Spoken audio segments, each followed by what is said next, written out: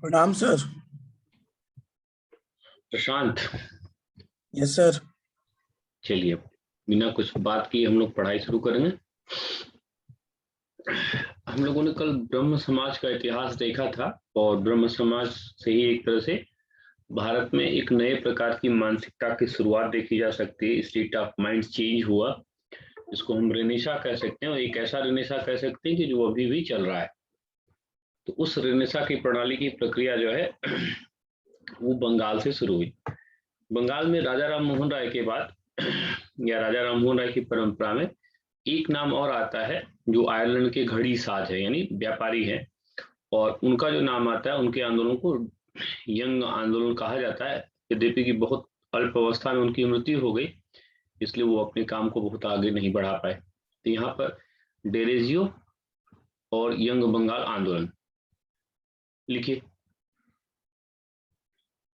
डेरेजियो के द्वारा डेरेजियो के द्वारा बंगाल में डेरेजियो के द्वारा बंगाल में यंग आंदोलन की प्रक्रिया शुरू की गई। यंग आंदोलन की प्रक्रिया शुरू की गई।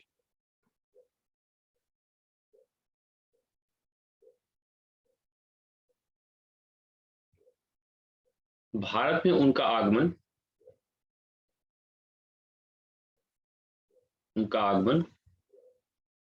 एक छोटे से व्यापारी या घड़ी निर्माता के रूप में हुआ था। घड़ी निर्माता के रूप में हुआ था।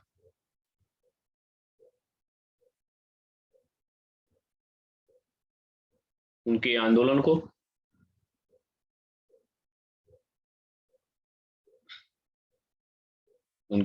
को यंग बंगाल आंदोलन के नाम से जाना जाता है।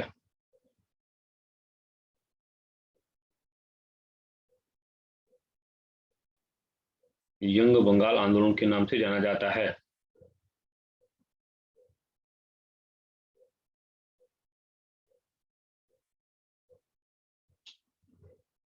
यंग बंगाल आंदोलन के नाम से जाना जाता है। यद्यपि अल्प अवस्था में ही उनकी मृत्यु हो गई, अल्प अवस्था में ही उनकी मृत्यु हो गई,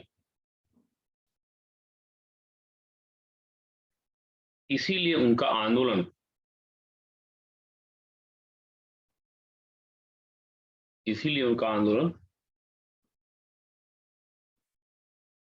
बहुत आगे नहीं गया।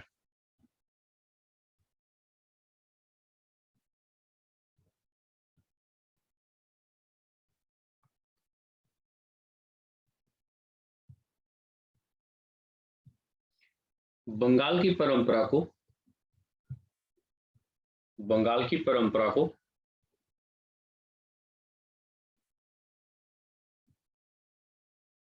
चरम पर ले जाने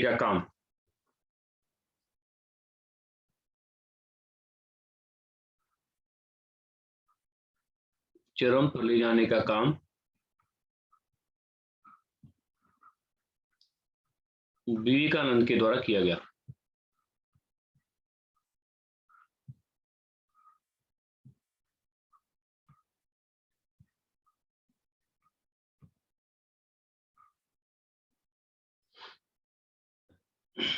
अब देखिए, यहां पर हमको क्या करना है कि ये राजा राम मोहन राय और विवेकानंद के बीच में एक हम लोगों को कॉमन पॉइंट देखना है। और सही मायने में क्या है कि अगर राजा राम मोहन राय को हम लोग बड़ा कर रहे हैं तो वही विवेकानंद है, और विवेकानंद को छोटा कर रहे हैं तो ये राजा राम है, राजा राम मोहन राय है। ये क्या है? ये बीज है। और विवेकानंद क्या है? ये वृक्ष है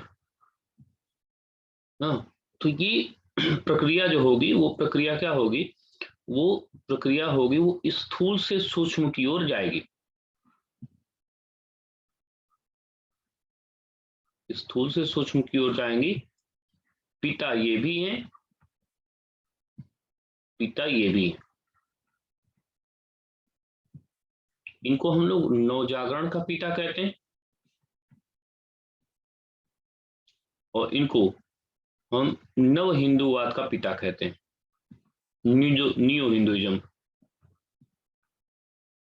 ठीक है, यहाँ पर नया शब्द क्या है, न्यू का मतलब क्या हुआ, जैसे यहाँ पर क्या हुआ कि धर्म और समाज को दोनों एक दूसरे के साथ जोड़ करके व्याख्यायित करने का प्रयास किया गया। यहाँ पर उन्होंने सीधे कहा कि ऐसा है कि ये धर्म तो ठीक है, समाज भी ठीक है, लेकिन यहाँ पर जो अध्यात्म है यानी जो आंतरिक परिष्कार है ये महत्वपूर्ण है, क्योंकि बिना आंतरिक परिष्कार किए ना, जैसे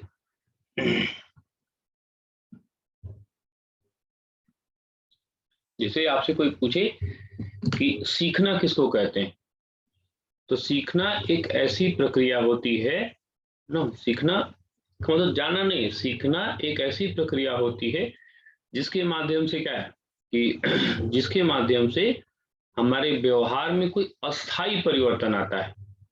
जब हमारे व्यवहार में अस्थाई परिवर्तन, और अस्थाई नहीं, अस्थाई और सकारात्मक, तो ऐसा नहीं है कि जैसे हम बम बनाना सीख जाए तो हम कहें कि नहीं हमारा व्यवहार चेंज हो गया। हाँ, बम अगर वो सरकार के लिए बना रहे हैं ना, लोगों के हित के लिए बना रहे हैं तब तो ठीक है, लेकिन निर्दोष लोगों को मारने के लिए बना रहे हैं तो आपको सीखना थोड़ा होगा वो। तो यानी कहने का मतलब क्या उनका कि जब तक व्यवहार में अस्थाई परिवर्तन नहीं होगा, और धर्म का जो बाह्य रूप है वो समाज का क्या है, वो एक क्षणिक परिवर्तन करता है, सोच में एक क्षणिक परिवर्तन करता है। और विवेकानंद ने कहा कि इसीलिए उन्होंने कहा कि ठीक है वो तो बाद की बात है, पहले क्या है कि व्यक्ति के आंतरिक पुरस्कार को सुधारिए, और व्यक्ति का अगर आंतरिक पुरस्कार अंतस अगर सही हो गया, किसी का भी अंतस अगर सही हो गया, तो फिर व्यवहार का परिलक्षण बेहतर होगा। दूसरा क्या होगा, जब अंतस से हम किसी चीज को जानते हैं तो फिर किसी को इंस्ट्रक्ट करने की जरूरत नहीं होती है, हम अपना इंस्ट्रक्टर खुद होते हैं, हम अपना प्रेरक खुद होते हैं, हमको किसी इंस्पिरेशन की आवश्यकता नहीं होती है, और वो एक बहुत बेहतर चीज होती है। इसीलिए देखिए हर बहुत बेहतर व्यक्ति क्या बोलता है, उससे पूछेंगे कि भैया आपका आदर्श कौन है, तो यही बोलते हैं कि मैं, मेरा आदर्श जो मैं ही हूँ, मैं अपने आप को आइडियल मान के काम करता हूँ। तो ये बड़ा महत्वपूर्ण चीज है कि जब हम आपको, चाहे आप सेल्फ इंस्पिरेशन में आए, स्व प्रेरणा में आए, तो वो चीज फिर बेहतर होगी। नहीं तो फिर वही प्रक्रिया होगी कि लाख पूजा कर लीजिए, पाठ कर लीजिए, हर कीर्तन कर लीजिए, उसके बाद भी जो मूल स्वभाव है, मूल स्वभाव नहीं। इसीलिए देखिए शिक्षा में आजकल क्या है, आध्यात्मिक चेतना के विकास पर छोटे बच्चों के लिए कल्प योजना होती है, उत्तर प्रदेश सरकार चलाती है, तो उसमें मुख्य रूप से यही है कि जो प्राइमरी एजुकेशन है, उस प्राइमरी एजुकेशन में जो है आध्यात्मिक चिंतन पर भी थोड़ा थोड़ा फोकस किया जाए। तो यहाँ पर दोनों की प्रक्रिया देखिए एकदम ऐसा नहीं कि अलग है, एक ही प्रक्रिया है। एक छोर राजा राम मोहन राय है, दूसरे छोर विवेकानंद है। ये जो बंगाल की परंपरा है, उस बंगाल की परंपरा में धर्म नहीं अध्यात्म चाहिए, तो अध्यात्म के माध्यम से, आंतरिक परिष्कार के माध्यम से विवेकानंद ने हमारे लिए क्या किया, एक नया काम किया, और इसीलिए उनको नव हिंदूवाद का पिता कहा जाता है। ये ग्राफ को जल्दी से आप बना लीजिए, फिर आगे बात किया जाए।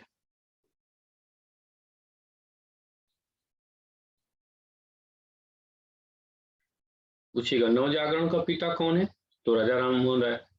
और नव हिंदूवाद का पिता कौन है, तो विवेकानंद।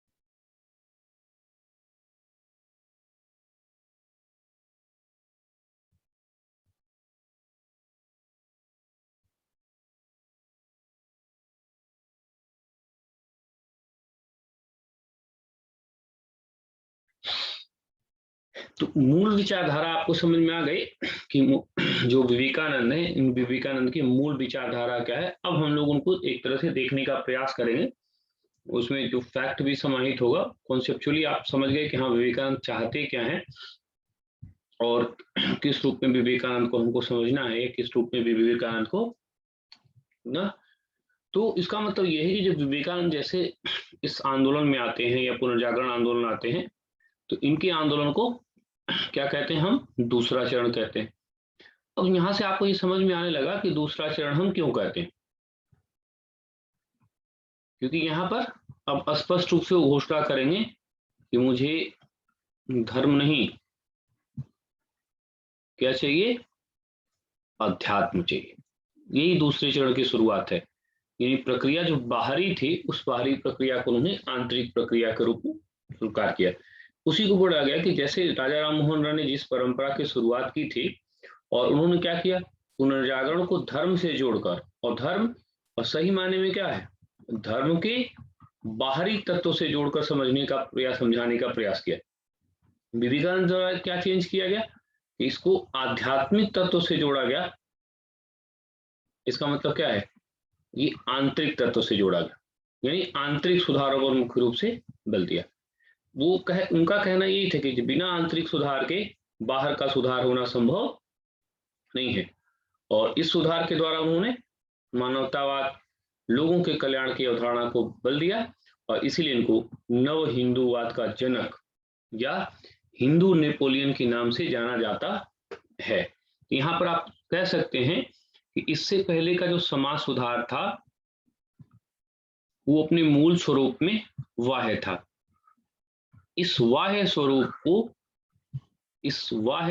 को आंतरिक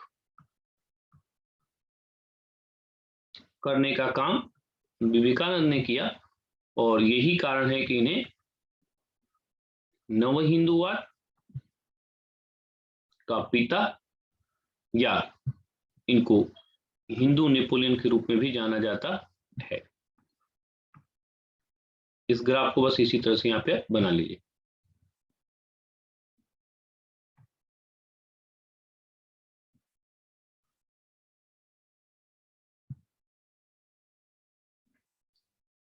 जल्दी इसको बना लीजिए।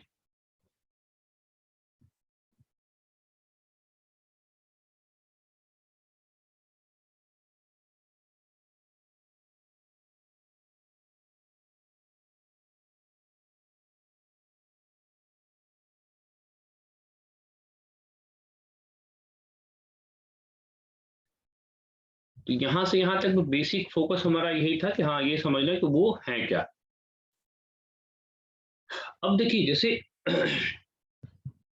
कोई बच्चा है ना, तो किसी बच्चे पे माँ बाप का प्रभाव बहुत अधिक पड़ता है। और माँ बाप का प्रभाव क्यों अधिक पड़ता है, क्योंकि ये मान के चला जाता है कि माँ और पिता जो होते हैं वो उनके पहले गुरु होते हैं। तो अगर थोड़ा सा माँ बाप को निकाल करके गुरु वाले चीज पर फोकस किया जाए, गुरु वाले तत्व पर फोकस किया जाए, इसका मतलब माता पिता के बाद किसी व्यक्ति के जीवन पर गुरु का सबसे अधिक प्रभाव पड़ता है। अब उसी परंपरा को यहाँ भी देखिए, इनके गुरु का नाम ये रामकृष्ण परमहंस है। तो परमहंस तो ये बाद में हुए ना, इनका मूल नाम जो था वो गदाधर चट्टोपाध्याय। ये गदाधर चट्टोपाध्याय जो है, यही एक तरह से ज्ञान प्राप्ति करने के बाद माना जाता है कि काली जी ने इनको दर्शन दिया और रामकृष्ण परमहंस हो गए। ये मूल रूप से जो है कोलकाता में जो दक्षिणेश्वर मंदिर है वहीं के पुजारी हैं। योग परंपरा में ना, योगी की परंपरा में या योग की परंपरा में ये सिद्धार्थ हैं। और ये जो है, ये व्यक्ति का जीवन का प्रभाव जो है वो विवेकानंद के जीवन पर पड़ा, और उन्हीं का दर्शन जो है अद्वैतवादी दर्शन है, वही इनकी किताब कर्मयोग, राजयोग, भक्ति योग में देखने को मिलता है। इसका मतलब ये है कि अगर देखा जाए कि ये विवेकानंद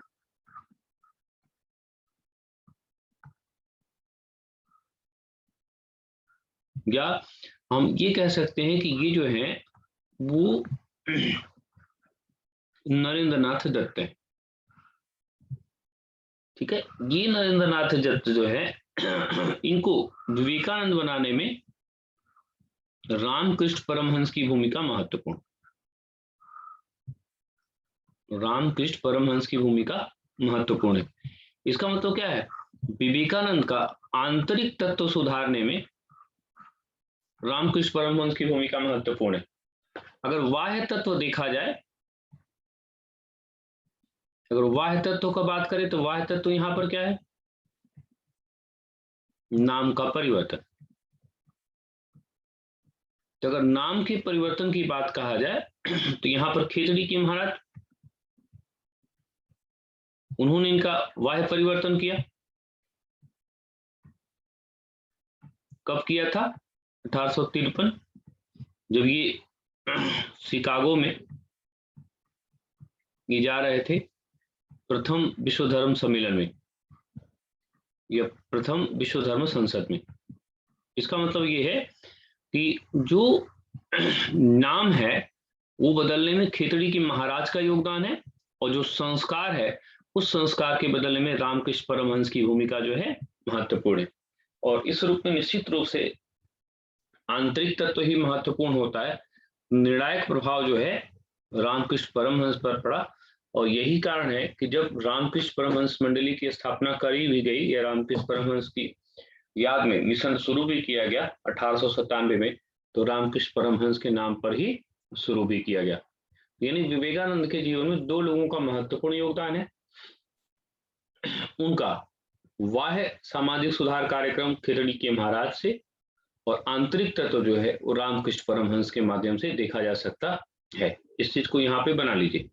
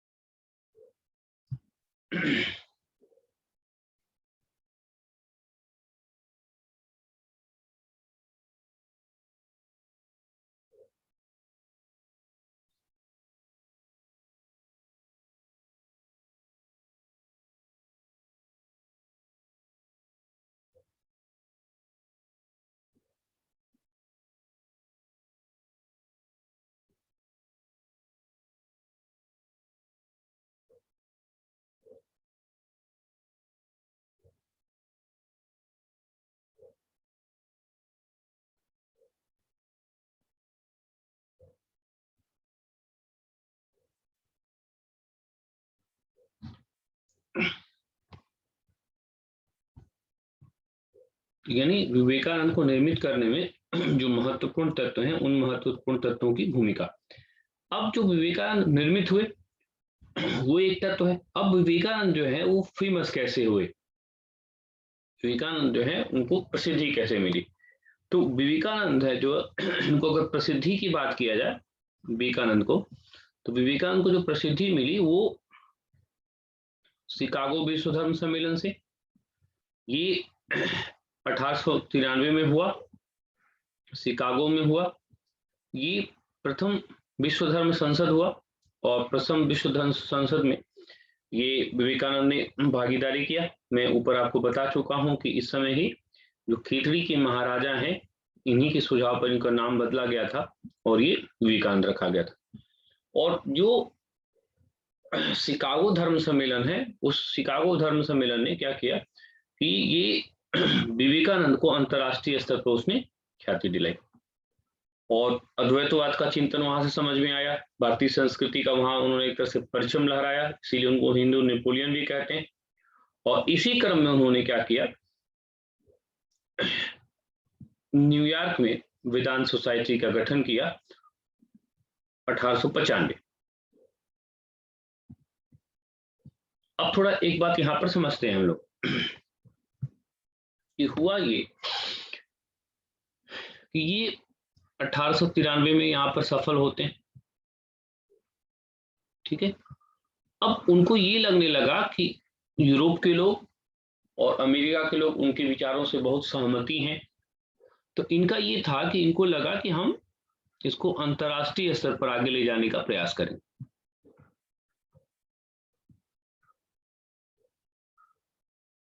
ना। और इन्होंने 1895 में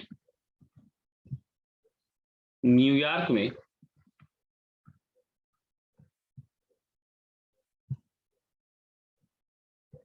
वेदांत सोसाइटी का गठन किया। वेदांत सोसाइटी का गठन किया। लेकिन ये जो वेदांत सोसाइटी का गठन हुआ, ठीक है, ये 2 वर्षों का अनुभव ये रहा कि विवेकानंद एक बात बहुत अच्छी तरह से समझ गए कि ये जो हमारी सोच थी वो एक प्रकार का क्या था, यूटोपियन था, एक प्रकार का छलावा था, एक प्रकार का यूटोपियन है, एक प्रकार का छलावा है, और ये विचारों से कहीं भी नहीं है, बल्कि वो खिल्ली उड़ाने वाले की स्थिति में है। और विवेकानंद लगभग अपने आप को एक नकारात्मक मानसिकता में पाते हैं। 1895 और वो एक नकारात्मक मानसिकता में पाते हैं। कहने का मतलब ये कि उनको लगने लगा कि कुछ गलत हो रहा है, ठीक है। और आप थोड़ा व्यवहार से देखिए ध्यान से कि व्यवहार में गलती की क्षणों में, हताशा के क्षणों में ना, निराशा के क्षणों में लोगों को 3 व्यक्ति का याद आता है ना। 3 व्यक्ति जो है महत्वपूर्ण है, जो निराशा के क्षणों में याद आते हैं। इसमें से कौन बताएगा कौन कौन लोग याद आते हैं अपने अनुभव के अनुसार, विवेकानंद के अनुसार नहीं। हाँ अच्छा, छोटा बच्चा है प्रशांत चलो बताओ तो, तुमको अगर कुछ सर नकारात्मकता होती तो कौन कौन याद आता है? सर मम्मी पापा और दीदी याद आती हैं। मम्मी पापा और दीदी। मम्मी पापा दीदी, हाँ ठीक है। विवेक?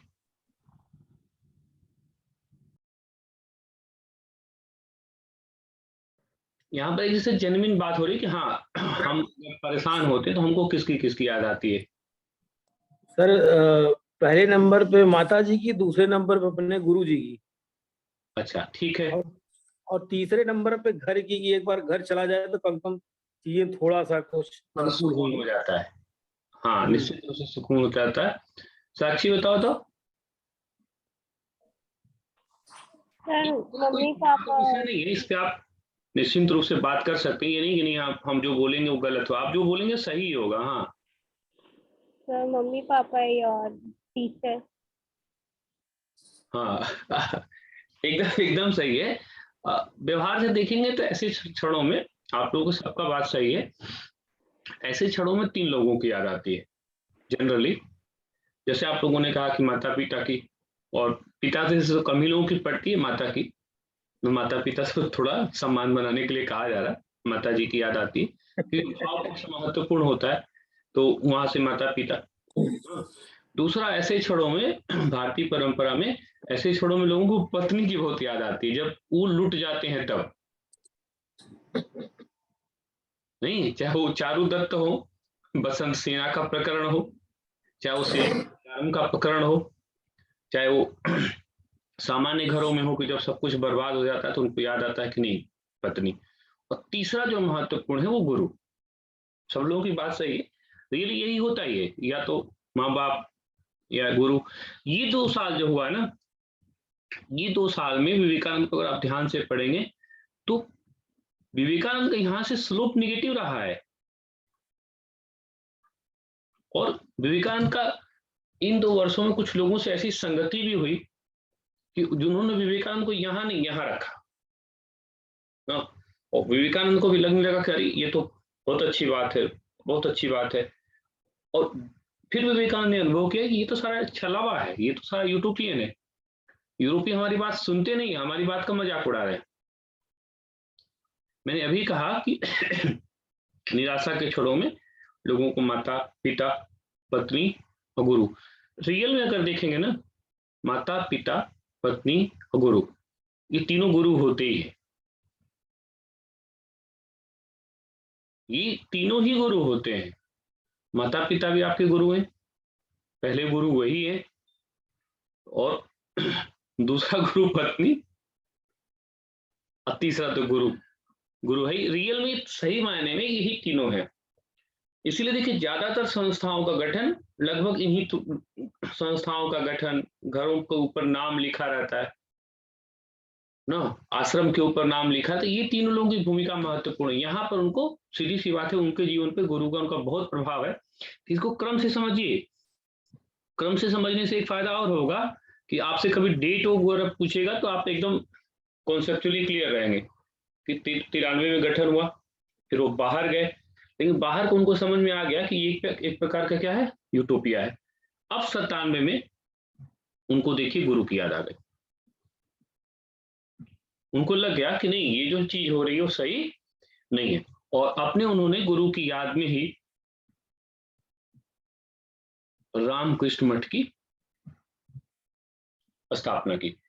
ये जो रामकृष्ण मठ है, इसका जो पहला मुख्यालय है वो कलकत्ता के समय पे एक छोटा सा गांव है जिसको बारानगर बोलते हैं, बारानगर में स्थापित हुआ। बाद में इसको बदल करके बेलूर मठ कर दिया गया। यानी शुरुआत इसकी जो हुई वो 12 मठ से हुई, और बाद में इसको जो बदल के वो बेलूर मठ कर दिया गया, यानी कि उसको चेंज कर दिया गया। उसके बाद विवेकानंद द्वारा अल्मोड़ा में एक दूसरा आश्रम बनाया गया जिसको मायावती आश्रम या इसी को अद्वैतवादी आश्रम भी कहा जाता है।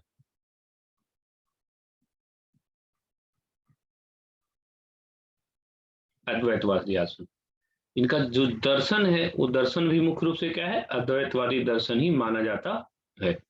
तो एक इनका मूल आश्रम जो हो गया वो रामकृष्ण मठ, ये स्थापना हुई बेलूर मठ में, और फिर अल्मोड़ा जो है वो दूसरा उनका केंद्र हुआ।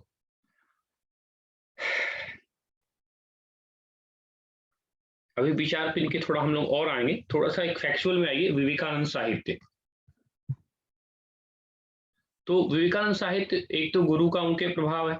तो जहां किताब में आप देखिएगा योग योग योग, वहां तुरंत आ जाएगा कौन, विवेकानंद।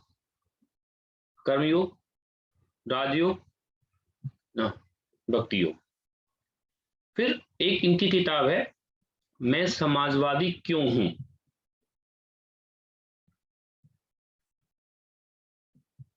ठीक है, और अगला एक किताब नहीं है बल्कि lecture from Colombo to Almora.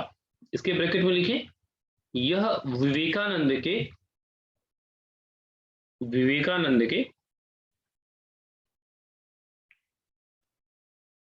दिए गए भाषणों का संक्षिप्त रूप में संकलन है। संक्षिप्त रूप में संकलन है। संक्षिप्त रूप में संकलन है।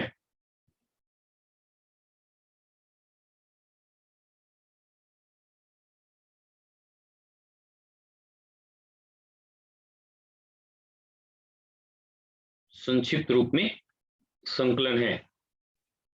और अगली जो किताब इनकी है मॉडर्न इंडिया, उसके नीचे से थोड़ा लिखिए, विवेकानंद के द्वारा पहली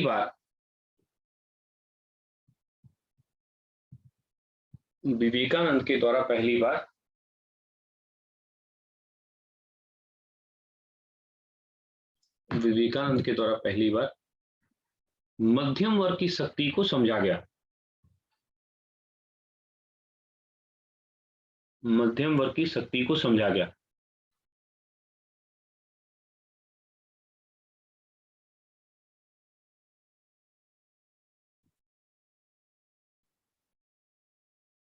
परंतु मध्यम वर्ग को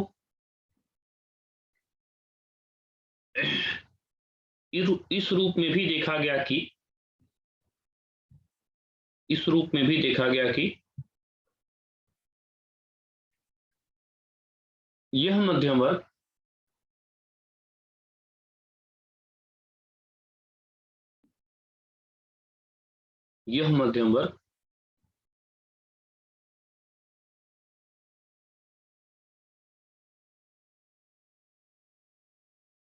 स्वार्थपरता से ग्रसित था। स्वार्थपरता से ग्रसित था।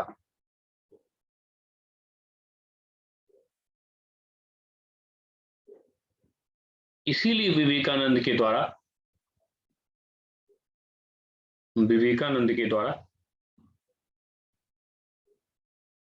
इस मध्यम वर्ग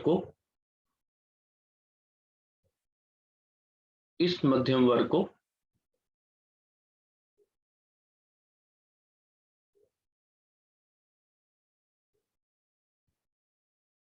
जगाने का भी प्रयास किया गया।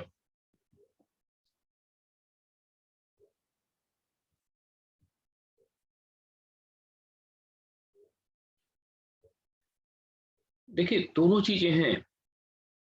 विवेकानंद पहले ऐसे चिंतक हैं जो समझ गए थे कि जीवन में जितने परिवर्तन होते हैं उन सारे परिवर्तनों का जो वाहक होता है वो मिडिल क्लास होता है। किसी भी देश में कोई भी क्रांति तभी सफल हुई है जब मिडिल क्लास उसमें भागीदारी करता है। लेकिन यहाँ पे सबसे बड़ी समस्या क्या है, जो विवेकानंद ने बताया, जो अभी भी हम लोगों के जीवन में है, कि हम लोगों का क्या है कि हम लोग का एक निश्चित गोल होता है। हम लोग ना तो भ्रष्टाचार के विरोधी हैं, ना तो हम लोग दहेज के विरोधी हैं, ना तो हम लोग अकर्मण्यता के विरोधी हैं। बस होता क्या है कि हम अपना एक टारगेट सेट करके रखते हैं और हमारे टारगेट की जब पूर्ति होनी होती है तो हम उसी के अनुसार ही काम करते हैं ना। जैसे खुद अपने आप को जोड़ के देखिए, हम आप उसी वर्ग में हैं, मध्यम वर्ग में हैं। जैसे हम कई दिन आपसे पूछे कि सामान्य स्तर पर परीक्षा देने से पहले हर लड़का दहेज का विरोधी है,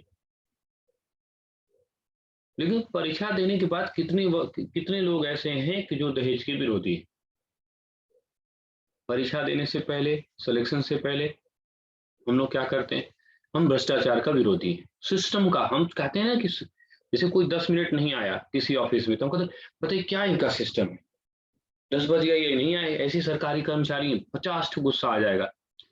लेकिन जब हम सरकारी कर्मचारी बनते हैं तब 10 बजे की जगह 10:30 बजे आएंगे। फिर हम एक सीमा के बाद क्या करते हैं कि एक्सपेक्टेशन बस दूसरों से करने लगते हैं। तो विवेकानंद की समझ रहे थे।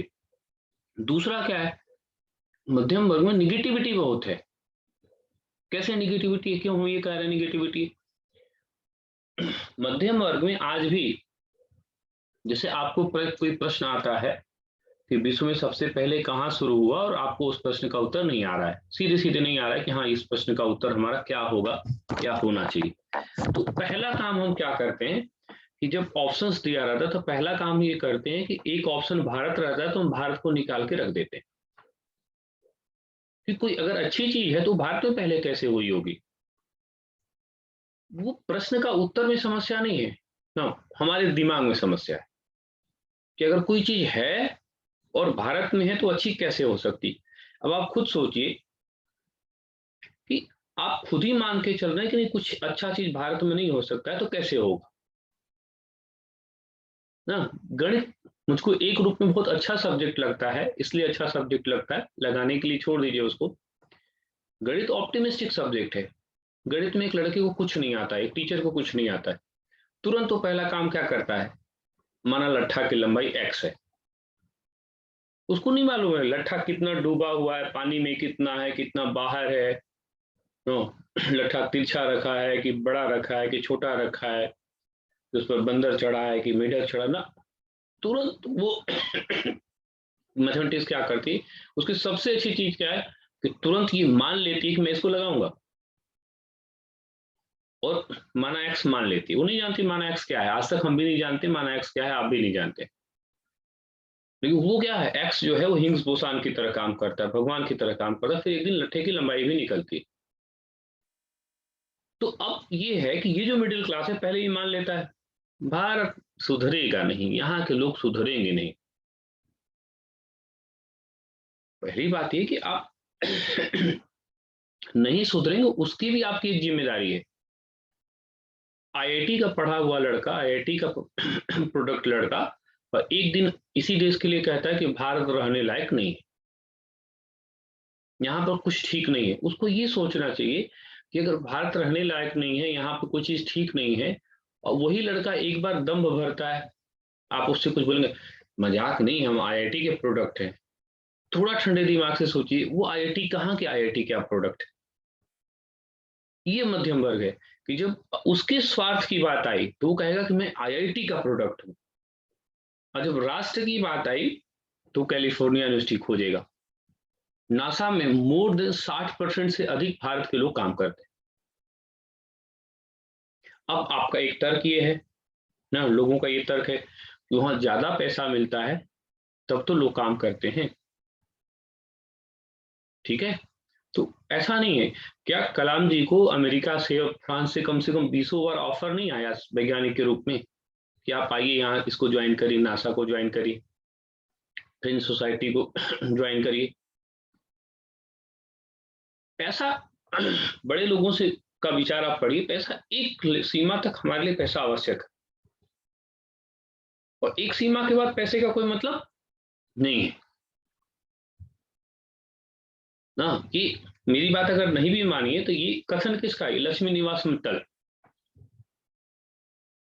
ना, जो आपके टॉप 10 रैंकिंग में आते हैं, एनआरआई हैं, उनका कहना था। वनिशा मित्तल जब उनकी बिटिया की शादी थी तो काफी उन लोगों का ये हुआ था, मार्केटिंग उन लोगों ने किया था उस चीज का। तो उसमें एक इंटरव्यू उनका मैं पढ़ रहा था, बड़ा अच्छा इंटरव्यू था, तो उन्होंने बोला कि ठीक है पूंजी जरूरी है, लेकिन एक सीमा के बाद पूंजी का क्या मतलब है? कोई मतलब नहीं। तो इसका मतलब क्या है कि एक सीमा के बाद हमारी सामाजिक जिम्मेदारी भी महत्वपूर्ण होती है। इस चीज को विवेकानंद बहुत समझ लिए थे पहले, तभी उन्होंने कहा कि मैं हर उस मध्यम वर्ग के हर उस व्यक्ति को धोखेबाज या विश्वासघाती समझता हूं जो अपने ही देश के पैसे रुपए पर पढ़ता है, लिखता है, और अपने ही देश के लोगों के लिए वो एक नकारात्मक विचार रखता है। हम आप गांव से ही निकल के आते हैं, प्रयागराज में आए, दिल्ली में आए, कैलिफोर्निया में आए, सामान्य परिवारों से निकल करके बहुत अच्छा जगह पे सफल भी हुए। वही हम एक दिन गांव में जाते कहते अरे गौवा बेकार है। आप उस गांव की फसल हैं, उस गांव की आप फसल हैं, वहां आपकी रुपाई हुई है, सिंचाई हुई है, फल बाहर लगे हैं,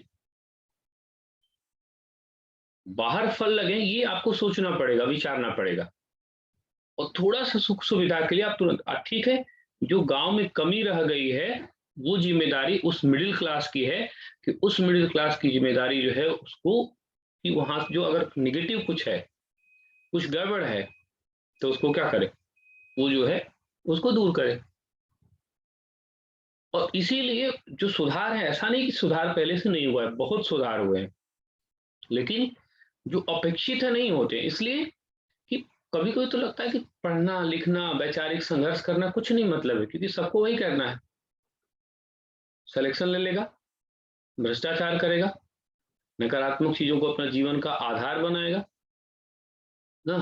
मैं कल कहीं की घटना पढ़ रहा था, कहाँ की घटना थी मुझको नहीं याद है, यूपी की कहाँ का, एक सर्किल ऑफिसर थे, उनको सस्पेंड किया गया, आई थिंक वो सर्किल सीओ जो है वो होटल में अपनी सिपाही के साथ ना वो बरामद किए गए, मतलब पकड़े गए। आईडी बदल के दोनों लोग जो हैं वो होटल में थे। मतलब आप कितना गिरोगे,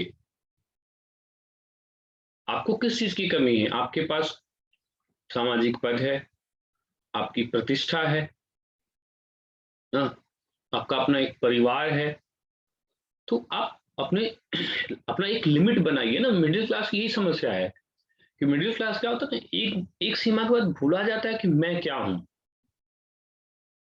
और इसीलिए गर्त में भी बहुत अच्छा से जाता है वो।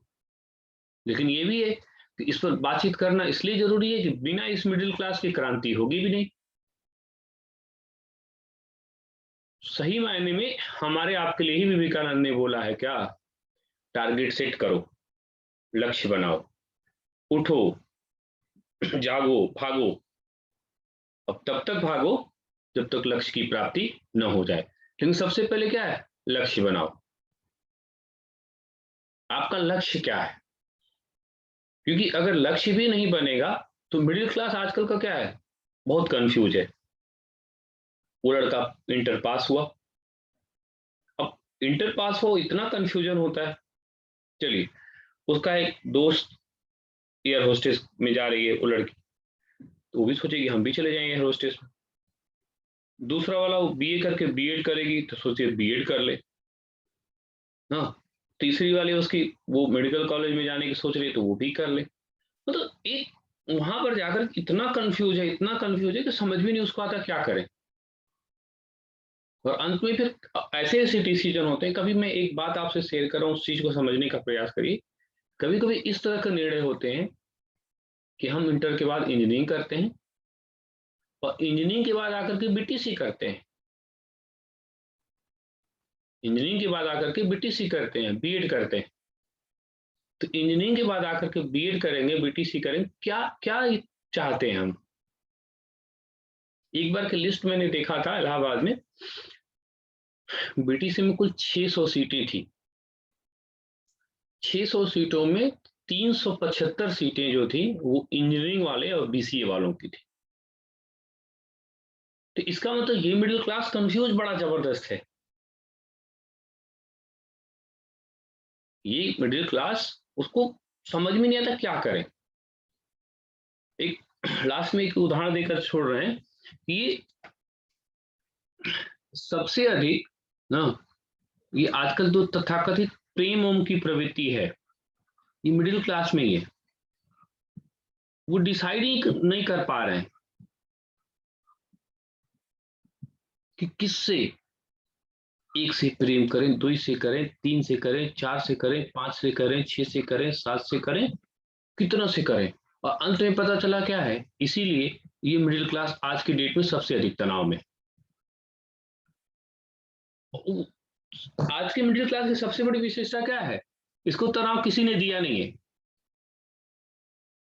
उस मिडिल क्लास ने तनाव अपने से लिया है। क्यों? उसका सबसे बड़ा कारण क्या है, ये हमारा जो टारगेट है वो टारगेट ही इसका कंफ्यूजन वाला है। वो टारगेट अपना सेट ही नहीं कर पा रहा। और जब टारगेट नहीं आप सेट करेंगे तो फिर उल्का पिंड की तरह घूमिए कि इधर कभी इधर जाएंगे, कभी इधर जाएंगे, कभी इधर जाएंगे, कभी इधर जाएंगे। अब आइए घूमते रहिए। तो इसीलिए विवेकानंद ने इतना झिझोड़ा है हम लोगों को कि उठो, अपना पाथ सेट करो, अपना टारगेट सेट करो। और बिना टारगेट सेट करोगे तो काम नहीं होगा। लेकिन अभी भी ये समस्या हम लोगों के पास है कि मिडिल क्लास जो है कहीं ना कहीं से क्या है, कंफ्यूज है। और हमको लगता है कि प्रयागराज मोर देन कंफ्यूज है। यहाँ का लड़का परीक्षा कौन सा देता है जो पहले आ जाए। बहुत ढेर सारे लोग हैं, 5-10% बच्चे बहुत अच्छे हैं, लेकिन 90% बच्चे कैसे हैं, परीक्षा कौन से देते हैं, रेलवे आ गई तो रेलवे दे दिए, पीसीएस आ गए अरे हम हूँ पीसीएस दे दें भाई, पीसीएस दे दिए। बीच में यूपी पेट आ गया तो यूपी पेट दे दिए। बीएड यहाँ खलीफा का मंसूर पत्र है, सब लोग करके बैठे हैं, तो बीच में होता तो यूपी टेट दे दें। तो ये कंफ्यूजन जो है वो विवेकानंद के अनुसार वही उन्होंने कहा कि ये जो मिडिल क्लास है जिसमें ऊर्जा बहुत है, हमारे आप में ऊर्जा बहुत है, लेकिन उस ऊर्जा को हम एक बिंदु पे केंद्रित नहीं कर पाते। और कुछ ऊर्जा लगा भी रहे हैं तो अपने स्वार्थों के लिए ही ज्यादा लगा रहे हैं, और वो जो स्वार्थ है अंततः परमार्थ में जाके तब्दील नहीं हो पा रहा। वो जो है वो स्वार्थ में तब्दील नहीं हो पा रहा। तो इसीलिए मिडिल क्लास को उन्होंने इतना अधिक फोकस किया। चलिए लास्ट में जो लाइन हमने बोली थी एक बार कोई रिपीट करिए, क्या बोला था लास्ट में लाइन जो लिखाने में। इस माध्यम से इस वर्ग को जगाने का प्रयास किया गया। लिखिए, इसी संदर्भ में उन्होंने इसी संदर्भ में उन्होंने प्रबुद्ध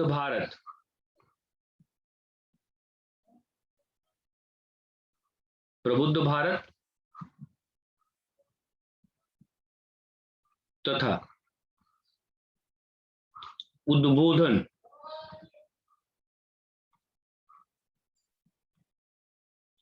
नामक पत्रिका भी निकाली, नामक पत्रिका भी निकाली।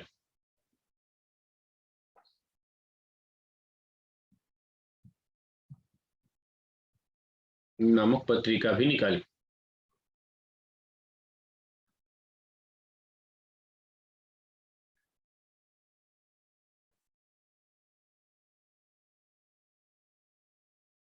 पत्रिका भी निकाली।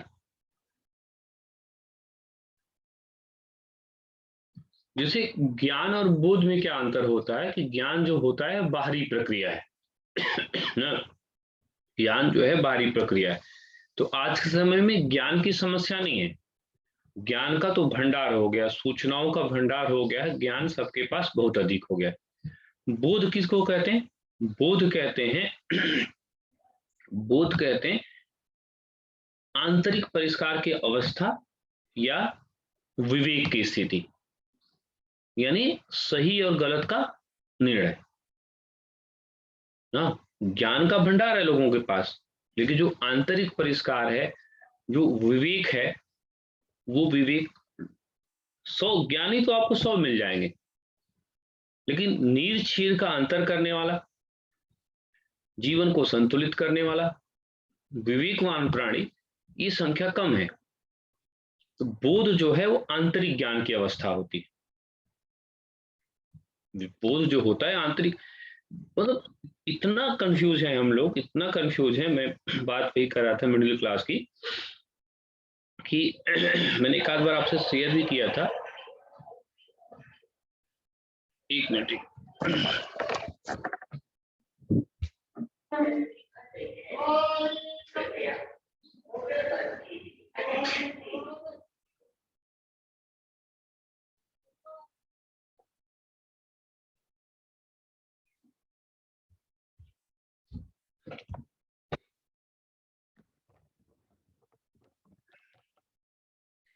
वही मैं बात कर रहा था कि बोध किसको बोलते हैं? बोध होता है विवेकवान प्राणी। विवेकवान प्राणी की सबसे बड़ी विशेषता क्या होती है? वो संतुष्ट होता है, जो है उससे संतुष्ट होता है। और ज्ञानी आदमी की विशेषता क्या होती है? जो आदमी है, जो चीज है उसके पास, उससे असंतुष्ट रहता है। हाँ, जो भी है उससे असंतुष्टि है। मिडिल क्लास का एक एग्जांपल आप देखिए, दो लोग हैं ना, दोनों पति पत्नी हैं। इस घटना से थोड़ा विश्लेषण करके देखिए। दोनों ने फेसबुक पे एक फेक आईडी बना के रखी है ना, मतलब जाली आईडी बना के रखी। फिर फेसबुक पर एक दूसरे से उनका क्या होता है? अटैचमेंट होता है, बातचीत शुरू होती है ना, बातें शुरू होती है। दोनों एक दूसरे को इतना पसंद आने लगते हैं कि एक दिन मिलने का निर्णय लेते हैं, मिला जाए। और जब वो मिलने जाते हैं तो उनको समझ में आ जाता है कि तो हम ही लोग हैं। अब सोचिए, बगल में जो स्त्री बैठी हुई है, बगल में जो पुरुष लेटा हुआ है, उससे आपको प्रेम नहीं है, उससे आपको असंतुष्टि है। और एक ऐसे यूटोपियन समाज से आपको प्रेम है जिसका कोई अस्तित्व नहीं, जो है उससे आप असंतुष्ट हैं, और जो नहीं है उसके पीछे आप भाग रहे हैं। तो उसमें तनाव के अलावा और क्या मिलेगा? ये आज के मिडिल क्लास की कहानी है, ये आज के मिडिल क्लास की एकदम कहानी है कि वो असंतुष्टि, हर चीज में असंतुष्टि बहुत है। उसको 40,000 मिलता है तो यार 50-60,000 मिलता तो सही होता, 60,000 मिलने लगे तो 80,000 मिलने लगे सही है। और आजकल तो राष्ट्रपति भी बहुत दुखी हैं, उनका सब टैक्स भी कट जा रहा है। क्यों क्यों कि भाई उनका सारा टैक्स कट जा रहा है। अब सोचिए कि राष्ट्रपति भी दुखी हैं कि उनका सारा टैक्स कट जा रहा है।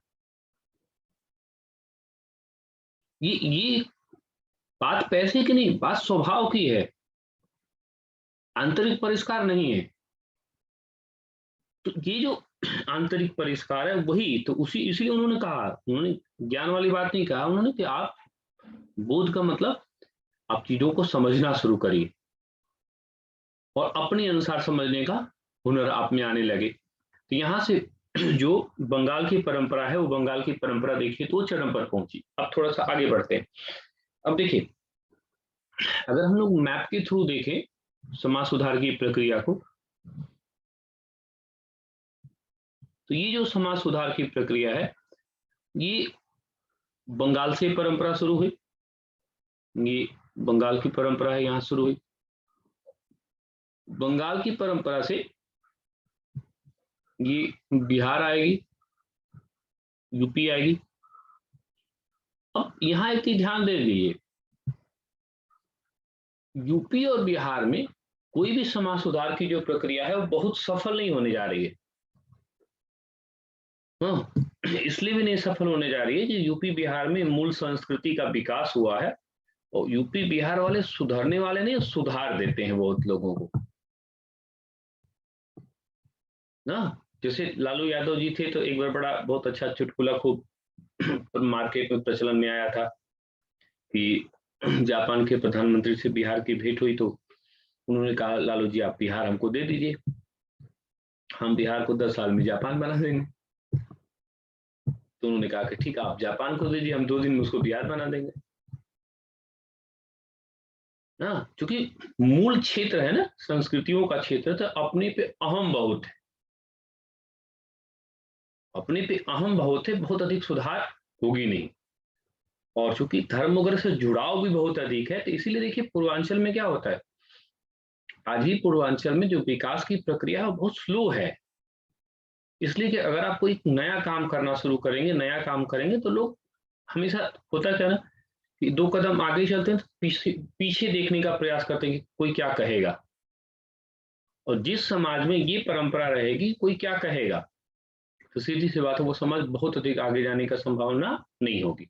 परंपरा आगे बढ़ी। अब जो पंजाब का क्षेत्र है, ये महत्वपूर्ण क्षेत्र है। ये जो क्षेत्र है हमेशा नए विचारों को ग्रहण करेगा, ये जागरूक लोग हैं, और ये भी है जागरूक होने की मजबूरी भी है, सीमा पर वाले हैं। नहीं जागेंगे तो कोई भी आएगा, गजनी आएंगे इधर से आएंगे, गोरी आएंगी इधर से आएंगे ना, तैमूर आएंगे इधर से आएंगे। तो पंजाब वालों को तो अलर्ट रहना ही रहना है। वो क्षेत्र भी, परिस्थितियां भी कुछ ऐसी हैं कि वहां अलर्टनेस होना चाहिए। तो यानी बंगाल से ये परंपरा आई उत्तर प्रदेश में। उत्तर प्रदेश में कुछ विकास थोड़ा सा हुआ, उसको देखा जाएगा। उसके बाद उत्तर प्रदेश से ये बहुत अधिक प्रभावित नहीं हुआ, मुख्य प्रभाव पड़ा किस पर, इस पर। और ये जो मुख्य प्रभाव पड़ा वो क्षेत्र पड़ा पंजाब वाला, और यही जो पंजाब और लाहौर वाला क्षेत्र है, यही फिर गढ़ बना किसका, स्वामी दयानंद सरस्वती। तो यानी कुल मिला जुला के हम लोग उत्तर भारत की तरफ बढ़ रहे हैं, यहाँ से यूपी बिहार और पंजाब। अब हम लोग यूपी बिहार और पंजाब की थोड़ी थोड़ी बात करेंगे। मैप भी बना लीजिए, तो इससे थोड़ा सा आपको समझ में आएगा कि हाँ प्रक्रिया कैसे आगे बढ़ रही है।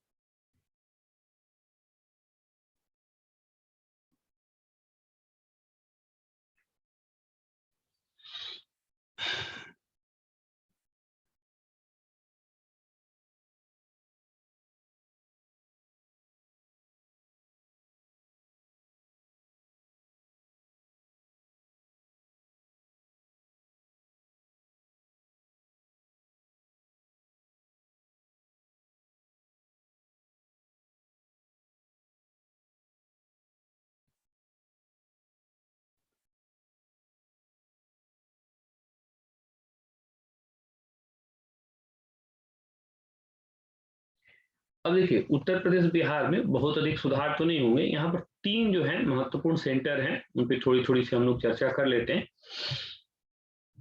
पहला जो हमारा सेंटर बना वो आगरा बना। पहला जो हमारा सेंटर बना ये आगरा में, और आगरा में एक राधा स्वामी सत्संग बना, ये 1861 में बना।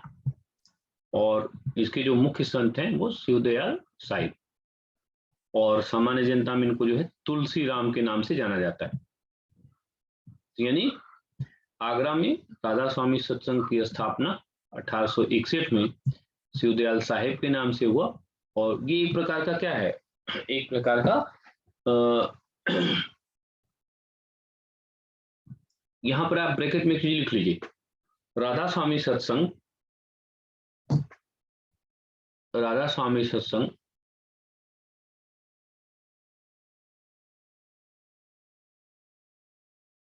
एक प्रकार का सामाजिक संगठन था जो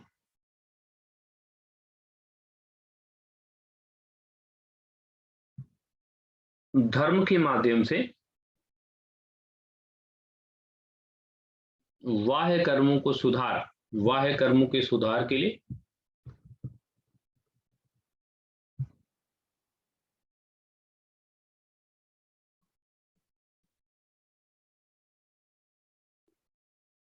महत्वपूर्ण रूप से जाना जाता है।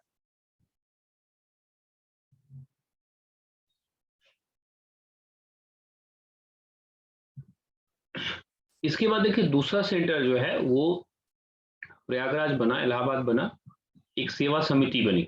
ये जो सेवा समिति बनी वो 1914 में बनी और इसमें मुख्य योगदान जो है हृदयनाथ कुंजरू का है, या कुंजू लिखा है, एक कुंजरू लिख लीजिएगा, हृदयनाथ कुंजरू का है।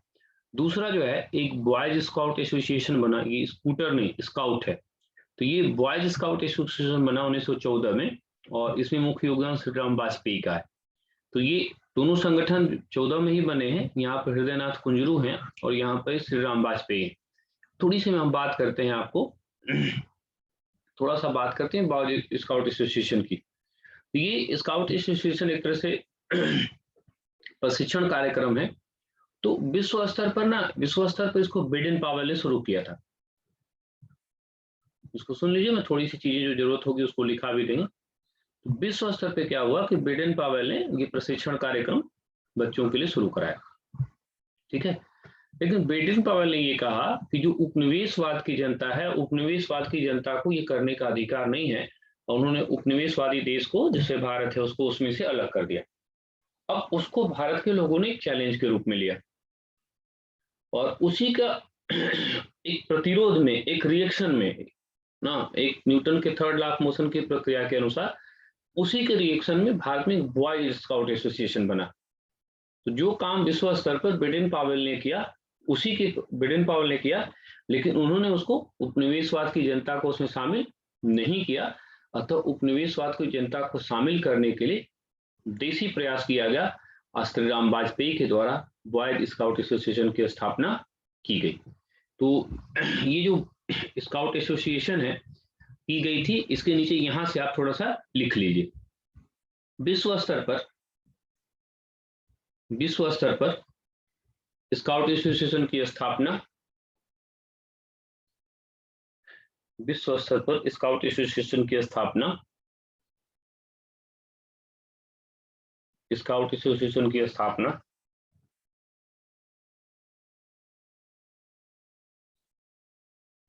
बेडेन पावेल ने किया था। बेडेन पावेल ने किया था।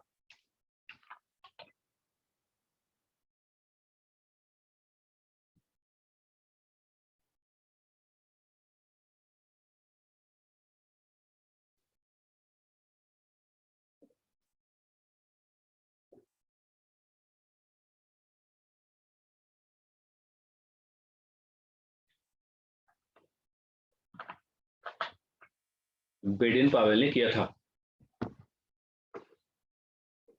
बेडेन पावेल ने किया था।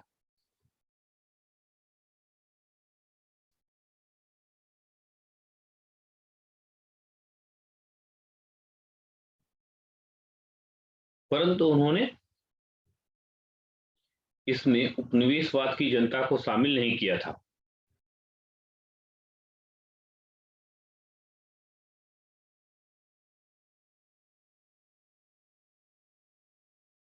उपनिवेशवाद की जनता को शामिल नहीं किया था।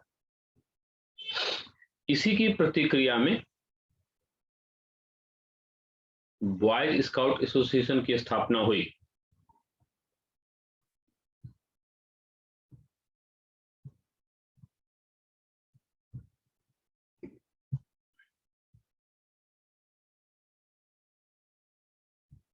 बॉयज स्काउट एसोसिएशन की स्थापना हुई।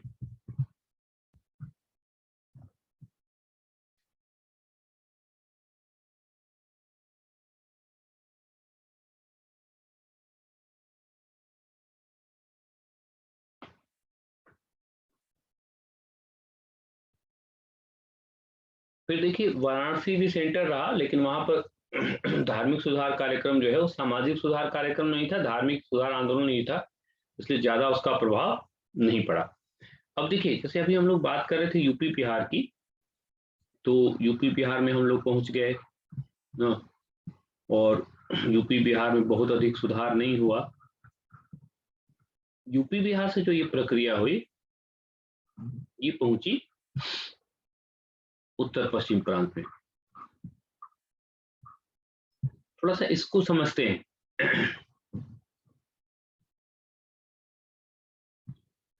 देखिए ये जो मैं बना रहा हूं, इसको समझने का प्रयास करिए। ये पहले का बंबई प्रेसिडेंसी था। बंबई प्रेसिडेंसी, बंबई प्रेसिडेंसी के प्रांत के रूप में ही लाहौर था। मतलब इतना बड़ी ये प्रेसिडेंसी थी, हाँ, इतनी बड़ी ये प्रेसिडेंसी है। इसका मतलब ये जो हमारा उत्तर पश्चिम प्रांत है, ठीक है, तो ये बंबई इसका एक सेंटर है, बंबई प्रेसिडेंसी। फिर ये लाहौर इसका महत्वपूर्ण केंद्र है। इसको भी ब्रीफली समझा रहे हैं, उसको समझिए।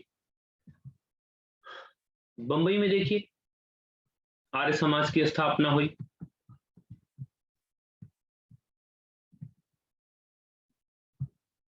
लाहौर में देखिए देव समाज की स्थापना हुई। ये आर्य समाज की स्थापना स्वामी दयानंद सरस्वती।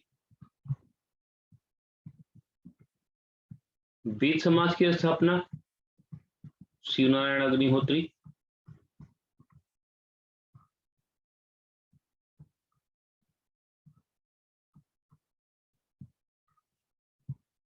इनके द्वारा हुआ। तो ये जो दोनों मुख्य केंद्र हैं बंबई और लाहौर, इसलिए देखिए यहाँ पर बाद में आर्य समाज का कार्यालय भी बदल के कहाँ किया गया था, लाहौर। तो अब हम लोग इनका जो है विस्तृत रूप से अध्ययन करेंगे। ये हमने आपको ब्रीफली बता दिया कि दिमाग में आपके सेट हो जाए कि हाँ इसी चीज को हमको पढ़ना है। हम यहाँ आ रहे हैं, मेजर सेंटर इसका बंबई है और ये लाहौर है। ये पूरा का पूरा बंबई प्रेसिडेंसी है। तो यानी कहानी किसकी, आर्य समाज की, कहानी किसकी, देव समाज की। जल्दी से इसको बनाइए, तब एक एक बार पे शुरू किया जाए।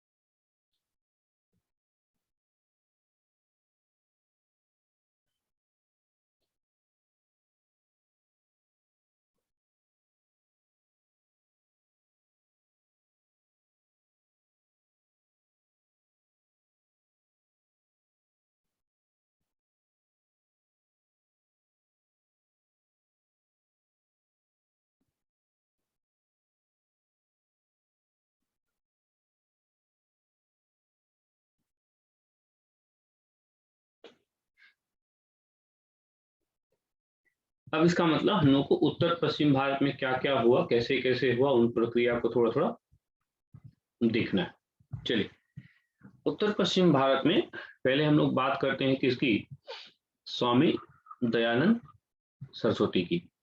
ये जो स्वामी दयानंद सरस्वती हैं, तो इनका मूल नाम जो था उनका मूल नाम मूल शंकर था। इनका जो गुजराती परंपरा के हैं, और यहाँ पर ये मौरवी रियासत है, और गांव का नाम जीवापुर गांव। नाम इनका हो गया गुजरात मौरवी रियासत ना। और इनकी गुरु का नाम क्या था, तो गुरु का नाम था विरजानंद। ये जो विरजानंद है, और इनके द्वारा ही इनका नाम बदलकर क्या रखा गया था, स्वामी दयानंद सरस्वती। तो जो कि फैक्चुअल में आता रहता है कि मूल शंकर के नाम से कौन जाना जाता है, जन्म इनका कहाँ हुआ था, रियासत पूछ लेगा, गांव पूछ लेगा, इनके गुरु का नाम पूछ लेगा। अब ये जो दयानंद सरस्वती हैं, इनके जीवन में निर्णायक प्रभाव डाला किसने? निर्णायक प्रभाव डाला केशव चंद्र सेन ने। केशव चंद्र सेन की मुलाकात हुई, केशव चंद्र का इनके जीवन पर, व्यक्तित्व पर प्रभाव पड़ता है, और ये प्रभाव इस रूप में पड़ता है कि इसी प्रभाव के परिणाम स्वरूप संस्कृत को छोड़ करके कौन सी परंपरा में आ गए? हिंदी। सरस्वती ने संस्कृत की परंपरा की जगह हिंदी को मूल बनाया, और इसी में सत्यार्थ प्रकाश की उन्होंने रचना की। यानी गुरु के साथ साथ जो केशव चंद्र सेन है, केशव चंद्र सेन के जीवन का भी उन पर प्रभाव देखने को मिलता है। अब इनका जो सिद्धांत है, उसमें पहला जो सिद्धांत है उसको बोलते हैं वेदों की ओर लौट चलो का नारा। थोड़ा इसमें लिखिए,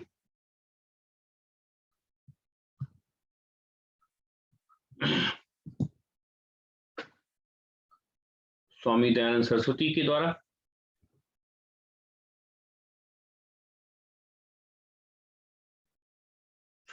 द्वारा वेदों की ओर लौट चलो का नारा दिया गया। वेदों की ओर लौट चलो का नारा दिया गया।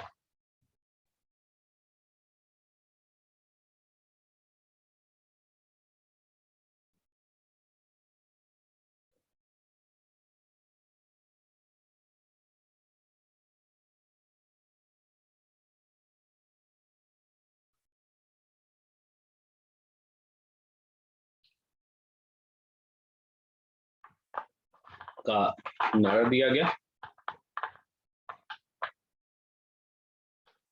का नारा दिया गया। इस नारा के पीछे मूल उद्देश्य निम्नलिखित थे।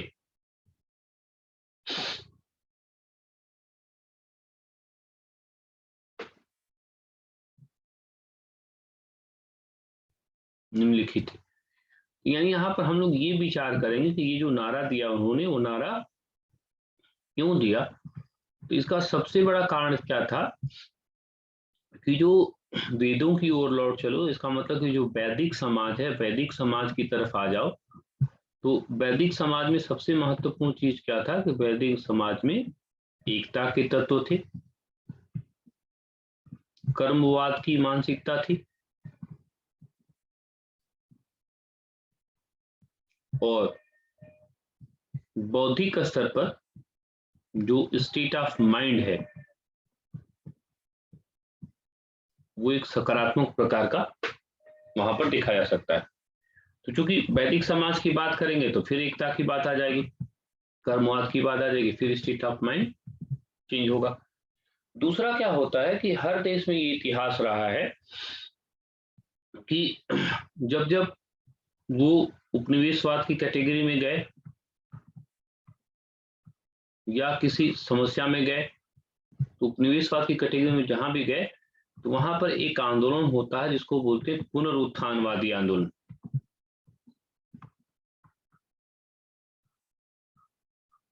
अपने आप को पीछे से जोड़कर देखने का इतिहास है।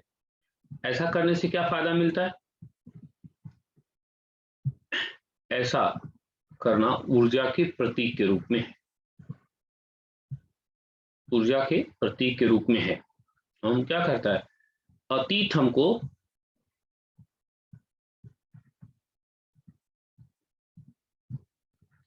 एनर्जी देता है, इसीलिए क्या होता है कि अतीत को हम संभाल के रखते हैं। अतीत खराब हो तो भी ऊर्जा देता है ना। कैसे? मैंने जैसे दिन आपसे बात किया था कि कई दिन ऐसा होता है, कई बार ऐसा होता है कि एक पिता है जो बहुत शराबी है, उसका बेटा संस्कार में बड़ा चरित्रवान होता है। वहां पर उस निगेटिव तत्व ने उसको पॉजिटिव दिखाया। उसको बेटा को शुरू में लगा कि हम कुछ भी जीवन में करेंगे, नशा नहीं करेंगे, जबकि वहां पर अतीत उसका नकारात्मक है। उसके कारण से पिता से मार खाता है, उसकी माँ उसकी मार खाती है, तमाम तरह का समस्या होती है, स्कूल में फीस नहीं जमा होती है, तमाम तरह की दिक्कतें आती हैं। तो ये निगेटिव है, वहां पर पॉजिटिव है। तो जहां जहां भी उपनिवेशवाद रहे हैं वहां पर पुनरुत्थानवाद रहा है, क्योंकि हमेशा अतीत हमारा क्या करता है। दूसरा, अगर अतीत हमारा बेहतर हो तो निश्चित रूप से तो और ऊर्जा हमको प्रदान करेगा। तो वेदों की ओर क्या था, वेदों की ओर लौट सोलह का मतलब था कि अब ये विचार करना शुरू करिए कि आप उस देश के लोग हैं, उस देश के वासी हैं जहां के एक व्यक्ति ऐसे हुए कि जिनकी स्पीड 11.2 किलोमीटर पर सेकंड से थोड़ी कम थी। इतना उनके में एनर्जी की क्षमता थी। बात कर रहे हैं किसकी, विश्वामित्र की। पलायन वेग किसको कहते हैं कि एक ऐसा मिनिमम वेग जिससे फेंक दिया जाए तो वो अंतरिक्ष की सीमा को पार कर जाए, जिसको बोलते हैं 11.2 किलोमीटर पर सेकंड। ठीक है। त्रिशंकु ने कहा विश्वामित्र से कि आप हमको इंद्र की नगरी में भेजिए। उन्होंने कहा कि हम भेज तो देंगे, लेकिन इंद्र के पास वाला क्षेत्र में फिर हमारा दर्शन समाप्त हो जाएगा। त्रिशंकु ने कहा आप झूठ बोल रहे हैं, आप फेंक ही नहीं सकते, आप में इतनी एनर्जी नहीं है। उसको लगा कि थोड़ा मोड़ा होगा तो हम भी जोर लगा के निकल जाएंगे, वो पूरा विज्ञान ही है। उन्होंने फेंका, जैसे इंद्र लोग में पहुंचने वाले थे, इंद्र ने वहां से दबाव बना दिया। त्रिशंकु बीच में आज तक लटके हैं। इसीलिए जब कुछ बीच में लटकती है तो लोग कहते हैं त्रिशंकु संसद बन गई। इसका मतलब कि वो स्पीड 11.2 से थोड़ी सी कम रही होगी। तो बताइए एक व्यक्ति में इतनी ऊर्जा है जितने से रॉकेट चलता है। तो इतनी ऊर्जा वाले देश के साथ और इतने ऊर्जा वाले व्यक्ति के साथ आप हैं, और ये सकारात्मक ऊर्जा है। तो ये निराशा के क्षणों में आप क्यों ये महसूस नहीं करते हैं कि संविधान किसने बनाया, विवेक संविधान किसने बनाया है? विवेक संविधान किसने बनाया, भारत का संविधान किसने बनाया? सर देखेंगे तो एक्चुअली में जो डिजाइन किया है वो बी एन राव ने डिजाइन किया है, पूरा एक ड्राफ्ट। और उस ड्राफ्ट पर विस्तृत परिचर्चा करके उसमें कुछ परिष्कार किया doctor B are Ambedkar ji. हाँ, प्रारूप समिति ना। ठीक है। जी। ये तो थ्योरेटिकल बात हो गई, लेकिन संविधान में ये नहीं लिखा है कि संविधान इन लोगों ने बनाया। संविधान में क्या लिखा है, हम भारत के लोग। हाँ, भारत को, लिखा है कि संविधान हमने बनाया है, हाँ भारत के लोगों ने। भारत के लोगों ने बनाया है। तो ये क्यों कहा गया, वो पुनरुत्थानवाद के लिए कहा गया ना। इसलिए कि जिस दिन हम आप ये विचार करते हैं कि संविधान किसने बनाया है, तो संविधान हमने बनाया, आपने बनाया है। तो अब बताइए कि जैसे हम बोल रहे हैं तो शरीर का जिक्सर बदल जा रहा है। तो अब उससे फायदा क्या होता है कि अगर दुनिया का सबसे बड़ा संविधान हम बनाए हैं, तो अगर जरूरत पड़े तो क्या 1 महीना 1.5 महीना में हम पीजीटी नहीं निकाल सकते हैं? 2 साल में हम संविधान बना सकते हैं। तो अगर आवश्यकता आनी पड़ी है तो क्या हम 1 महीना 2 महीना में पीजीटी चाहे जो परीक्षा है क्यों नहीं निकाल सकते? बिल्कुल। और निश्चित रूप से इसका श्रेय आपको है कि आपने बनाया है। तो यहां से क्या होता है, जो अतीत होता है वो हमेशा बेहतर होता है, गौरव बोध कराएगा सर। हाँ निश्चित रूप से। हम अभी और प्राइड एक अंदर से। कभी कभी तो निगेटिव भी होता है तो भी बेहतर होता है। अब आप थोड़ा सोचिए, एक निराला ने एक कविता लिखी है राम की शक्ति पूजा। उसमें अलग तरह से रामचरितमानस को उन्होंने दर्शाया है। तो होता क्या है, राम रावण में युद्ध होता है। राम रावण के युद्ध में पहले दिन रावण भारी पड़ जाता है क्योंकि उसके पास शक्ति अधिक है, राम के पास शक्ति कम होती है। अगले दिन राम आते हैं, अगले दिन क्या उसी दिन शाम को आते हैं, सांध्य पूजन करते हैं। सांध्य पूजन करते समय पूरा उनको पूरा युद्ध भूमि याद आती है। युद्ध भूमि याद आती है तो फिर हंसता हुआ रावण याद आता है, शक्ति उसके बदन में लीन है ये याद आता है। तुरंत उनको फिर सीता की याद आती है, आंख से उनके आंसू निकल गया कि अगर शक्ति रावण के पास है तो सीता का उद्धार तो नहीं होगा। उनकी आंख से आंसू निकलते हैं, उनको लगता है कि रावण को पार नहीं पाएंगे। लेकिन तुरंत अगले पल क्या है, उनको आता है, उनको अपना स्वयंवर याद आता है। राम जी को अपना स्वयंवर याद आता है। वो स्वयंवर याद आता है जहां पर कि जिस धनुष को कोई उठा नहीं पा रहा था, उस धनुष को मैंने उठाया नहीं है, तोड़ा है। मैं वो राम हूँ, जो धरती पर कोई नहीं कर पाया, मैं वो करने वाला राम हूँ। अब क्या होता है कि पूजा के दौरान ही उनकी छाती जो है वो फैलने लगती है, एनर्जी लेवल उनका बढ़ने लगता है कि नहीं, मैं कर सकता हूँ और मैं रावण को हराऊंगा, और अगर शक्ति उसके वजन में लीन है, मैं साधना करूंगा, कर्म करूंगा, शक्ति मेरे पास प्राप्त होगी। और शक्ति अगर रावण की मेरी शक्ति बराबर भी हुई तो हम जीतेंगे। क्यों जीतेंगे? कि रावण के पास शक्ति है, हमारे पास भी शक्ति है, कम से कम रावण के पास नैतिकता तो नहीं है ना, मेरे पास तो नैतिकता भी एक्स्ट्रा क्वालिफिकेशन है। अगर रावण के बराबर भी मेरे पास शक्ति हो जाएगी तो विजय मेरी ही होनी है। क्यों? क्योंकि एक क्वालिफिकेशन ऐसा है जो उसके पास तो है ही नहीं, तो जीतेंगे। तो हमेशा क्या होता नैतिक है, इसीलिए विवेकानंद स्वामी दयानंद सरस्वती, वैसे भी जो लोग निराशा के क्षण में हैं उनको कभी भविष्य के सपने आप नहीं दिखा सकते, वो टूट जाएंगे, क्योंकि उनको लगता है कि अरे हम नहीं कर पाएंगे। लेकिन जब हम उन चीजों को दिखाए, जब हम उन्होंने किया है, जब उन्होंने किया है, तो वहां पर हमारा ऊर्जा का स्तर बेहतर होता है। तो दो इसका उद्देश्य है। पहला कि एकता को स्थापित करना। हम उस समाज की बात कर रहे हैं जहाँ छोटा बड़ा ऊंच नीच कोई नहीं है। उस समाज की बात कर रहे हैं जहाँ स्त्रियों और पुरुषों के प्रति समता का व्यवहार है, स्टेट ऑफ माइंड हमारा बेहतर है। और दूसरा, हम उस दौर की बात कर रहे हैं जब हम विश्व के क्या थे? गुरु थे। विश्व को हमने पाथ दिखाया, हमने गायत्री मंत्र की रचना करी, सबके लिए एक पथ का निर्माण किया। हमारी मानसिकता का क्षितिज का विस्तार बहुत अधिक था। हम उस देश के वासी थे जहां पे राम है, कृष्ण है, जहां पे साधन और संसाधन का महत्वपूर्ण स्थान नहीं रहा है। कृष्ण के पास भी साधन बहुत नहीं रहे, राम के पास भी साधन बहुत अधिक नहीं रहे, लेकिन उसके बाद भी दोनों लोग सफल रहे। दोनों लोग सफल रहे। तो मुद्दा साधन का नहीं है, मुद्दा क्या है? साधना का है। और एक बार फिर से रावण रूपी शक्तियां औपनिवेशिक शक्ति के रूप में हमारे समक्ष आई हैं। अब आवश्यकता क्या है? आवश्यकता आपको राम बनने की है, आवश्यकता आपको कृष्ण बनने की है। लेकिन ये पहले सबसे बड़ी चीज क्या होती है कि पहले मानेंगे तब ना। जैसे अभी हमने थोड़ी देर पहले आपसे कहा, संविधान आपने बनाया, हमने बनाया, इसमें से आधा लोग ये मानने को तैयार है, अरे छोड़िए सर, हम थोड़ा बनाए। तो जब सबसे बड़ी चीज का आप अपने आप को एक्स मानेंगे तब ना लट्ठा की लंबाई निकलेगी। आप में एनर्जी लेवल इतनी खराब है कि आप अपने को अच्छा मानने को तैयार ही नहीं होंगे। तो फिर से पुनर्जागरण की आवश्यकता है कि आप पहले मानिए कि नहीं आप बेहतर हैं। लेकिन आजकल समाज जटिल इसलिए है कि हर तरह की चीजें घूम रही है, नकारात्मक शक्तियां, सकारात्मक शक्तियां। अब ये कि आप किसी क्या करना है,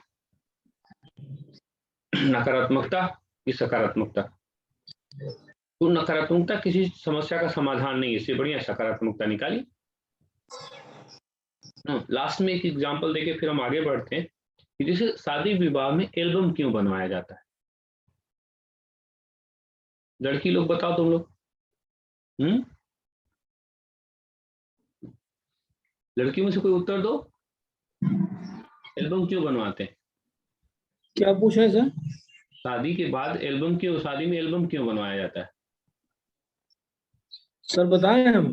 तो मौका तो इन सभी दुनिया में आधा हिस्सेदारी नहीं सबकी है, कुछ बताएं सब। हाँ बताओ लेडी की साक्षी का नाम मुझको याद आता। साक्षी कहाँ हो? जी सर। क्यों बनवाया जाता है बताओ, सोचो। सर याद रहे कि शादी हो गई है। बोले क्या बीच बीच में भूल जाना है क्या कि शादी हुई है? हैं? नहीं सर, सर याद रहे, मतलब पुरानी यादें देखें तो याद आए, ऐसा नहीं। दोनों चीजें, जैसे पुरानी और अच्छी यादें। हाँ, जैसे जीवन है, अब जीवन के पथ पर जब हम आगे बढ़ेंगे तो ऐसा हमेशा तो नहीं रहेगा ना कि रोज घर में शांति है, लड़ाई झगड़ा में खूब होगी, जम के होगी। हाँ, वो तो महिलाओं का तो फंडामेंटल राइट है, आर्टिकल 21 है। हाँ, कि उनको लड़ना ही लड़ना है, अच्छा हो बुरा हो कुछ भी है, हाँ उनको लड़ना है। ठीक है, चलो उसमें आप निगेटिव नहीं पॉजिटिव ही कर रहे हैं। कभी कभी क्या होता है कि तनाव ज्यादा भी हो जाता है। अब तनाव कभी कोई ज्यादा हो गया, पता चला कि पतिदेव बिना खाए नाश्ता नहीं बनाएंगे, नौकर है क्या, गए बिना नाश्ता के गए, 5 बजे से पहले आना नहीं है, ये भी गुस्सा में है। अब जब खाना वाना नहीं बनाना, आदमी खाली है, अलमारी उसने साफ करना शुरू किया, अलमारी में साफ करते करते एल्बम गिरा धड़ाम से। किसी का एल्बम गिरेगा तो पुरुष पुरुष तो एक आध बार गिरे भी तो ऐसे उठा के रख देंगे, महिला नहीं रखेगी, वो उठाएगी, उसको थोड़ा पोछे उछेगी, अब पूछेगी तो पन्ना भी पलटेगी। अब पन्ना पलटेगी तो उसको फिर एक सकारात्मक चीजें भी याद आएगी, उसकी फोटो देखी, पति की फोटो देखी, घर के लोगों की फोटो देखी, और तमाम तरह की ऐसी यादें उसके सामने आएंगी जो एक सकारात्मक होंगी, और धीरे धीरे उसको ये लगने लगेगा कि ज्यादा हो गया, इतना नहीं करना चाहिए। और ऐसा नहीं कि महिला ही ज्यादा करती, पुरुष दोनों के लिए बात कर रहे हैं। धीरे धीरे फिर उसको ये लगने लगेगा, जब पुरुष को ये लगने लगता है कि ये तो ज्यादा हो रहा है यार, झगड़े नहीं होने चाहिए, और होने भी चाहिए तो थोड़े कम होने चाहिए। और ये अब मस्तिष्क बनना शुरू हो जाता है एल्बम देखने के साथ कि नहीं ये तो पॉजिटिव है, अरे ठीक है देखो कितने अच्छे लग रहे हैं। हाँ, हो जाता है कभी कभी, हम भी तो कभी कुछ ज्यादा बोल देते हैं, और धीरे धीरे फिर क्या होता है कि वो काम करते करते 5 बजता है, 5 बजते तक सारा क्या है, वो जितना खटास है वो मिठास में घुल जाएगी। और 5 बजे आते आते जैसे महाभारत का युद्ध विराम होता है, वैसे घरों में युद्ध विराम हो जाता है, सब कुछ नॉर्मल हो जाता है। तो वो सब चीजें, इसीलिए देखो खिलाड़ी क्या करता है, अच्छी अच्छी इनिंग की कटिंग रखता है, क्योंकि कभी कभी ऐसा भी होता है कि फॉर्म खराब हो जाता है, तो फॉर्म से बहुत चिंता का विषय नहीं होता है, फॉर्म तो आता जाता है, जैसे मौसम है तो कभी अच्छा कभी बुरा, आपका क्लास परमानेंट होता है, फॉर्म आपका आता जाता है। जैसे नहीं विवेक है तो रिसर्च करते हैं, तो कई बार आपकी फोटो पेपर में आई होगी ना, तो वो जो पेपर आई हो फोटो आई होगी, मेरा जहां तक विचार है, आप उस फोटो की कटिंग आपके पास होगी, एकदम फोटो की कटिंग होगी, कहीं अगर आप कुछ बोल रहे हैं ऑडियो वीडियो तो वो आप रखते हैं, इसलिए रखते हैं कि कभी कभी क्या होता है, निगेटिव भी जाता है कि यार अब कर दिए क्या हुआ, हमारा कुछ नहीं किए, फालतू का आदमी है एकदम, कुछ नहीं, वैसे नहीं हो रहा वैसे, फिर लेकिन लगता है कि नहीं, ये देखो ये कन्वेंशन हो रहा है, ये तमिलनाडु में गया हूँ, मदुरई गया हूँ, इतने बड़े बड़े लोग आए थे, इतने हिस्टोरियन आए थे, इतने इतिहासकार आए थे, उसके सामने मैंने ये बात रखी थी, ये थीसिस रखी थी, लोगों ने तारीफ किया था, ताली बजाया था, और अपने आप में फिर एनर्जी आने लगती है। तो वो जरूरी है, कटिंग्स रखा जाता है इसीलिए, वो कटिंग हमको, वो हमारी एनर्जी लेवल को बढ़ाती है। और दूसरा जो मैंने बताया ये भी ध्यान रखिए, कभी कभी जब हमारी अतीत खराब भी होता है तो भी हम उस अतीत को सुधारने के लिए दिन रात एक कर देते हैं कि नहीं यार ये तो गड़बड़ हुआ, अब इस बार हम गलती नहीं करेंगे। तो इसीलिए दो उद्देश्यों से ये है कि एक तो वैदिक समाज में एकता आए, कर्मवाद आएगा जिसकी जरूरत है, स्टेट ऑफ माइंड चेंज होगा, और दूसरा क्या है कि पुनरुत्थानवादी सोच आएगी, और पुनरुत्थानवाद हमेशा क्या करता है, ऊर्जा प्रदान करता है, और वही ऊर्जा अगर मिल जाएगी उस समाज में एकता आ जाएगी तो हम खुद बहुत बेहतर करेंगे। इस दोनों को इसी तरह से बना लीजिए, ज्यादा अब लिखाने की नहीं जरूरत है, ये दो उसका उद्देश्य हो गया, पहला वैदिक समाज का जो एकता है, कर्मवाद है, स्टेट ऑफ माइंड है, ये समाज में आए, और दूसरा पुनरुत्थानवाद ऊर्जा का प्रतीक बने।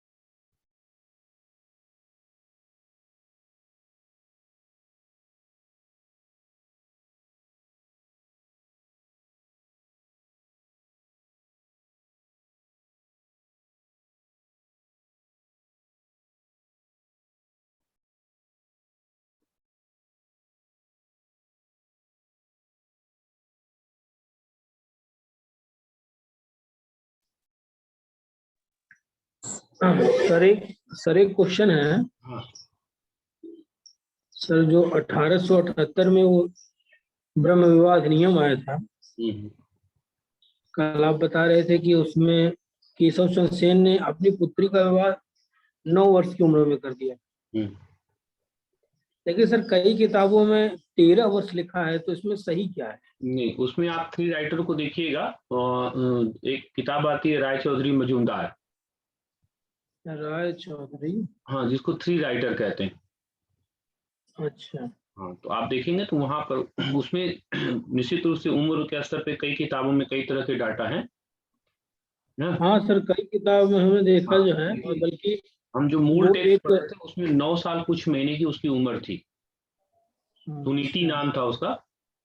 हाँ, सुनीति देवी। हाँ, सुनीति देवी उनका नाम था, और मूल टेक्स्ट जो है उसमें है। लेकिन ये है कि इस पर कई तरह से किताबों में कई तरह का विवरण है। फिलहाल तो वहां पर सही जो है वो बहुत मैटर नहीं करेगा। मैटर बस ये करेगा कि जो कानून वो पास करवा रहे हैं उसी का वो उल्लंघन कर रहे हैं। नहीं, बात सही, लेकिन सर मान लीजिए कभी प्रश्न किया जाता है हाँ, तो कि एकदम सुनीति आप देवी मूल की टेक्स्ट उम्र जो कितनी उसका उम्र हमने में पढ़ा विवाह है, हुआ? मूल टेक्स्ट में 9 साल कुछ महीने की वो लड़की है उससे। अच्छा। चलिए, दूसरा जो इनका महत्वपूर्ण है, स्वदेशी का नारा। लिखिए, दयानंद सरस्वती पहले ऐसे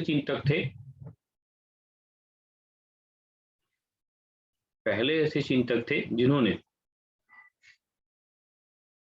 स्वदेशी का नारा दिया।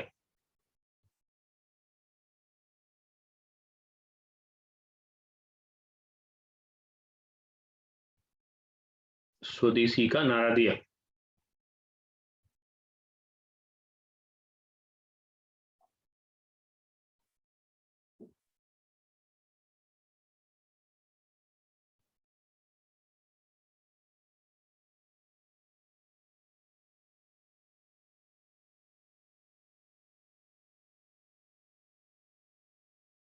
स्वदेशी का नारा दिया। उनके अनुसार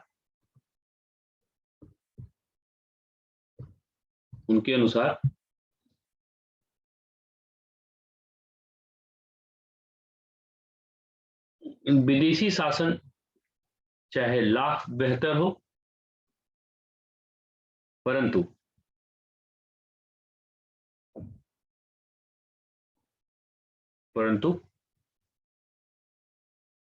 स्वदेशी शासन से अच्छा नहीं हो सकता।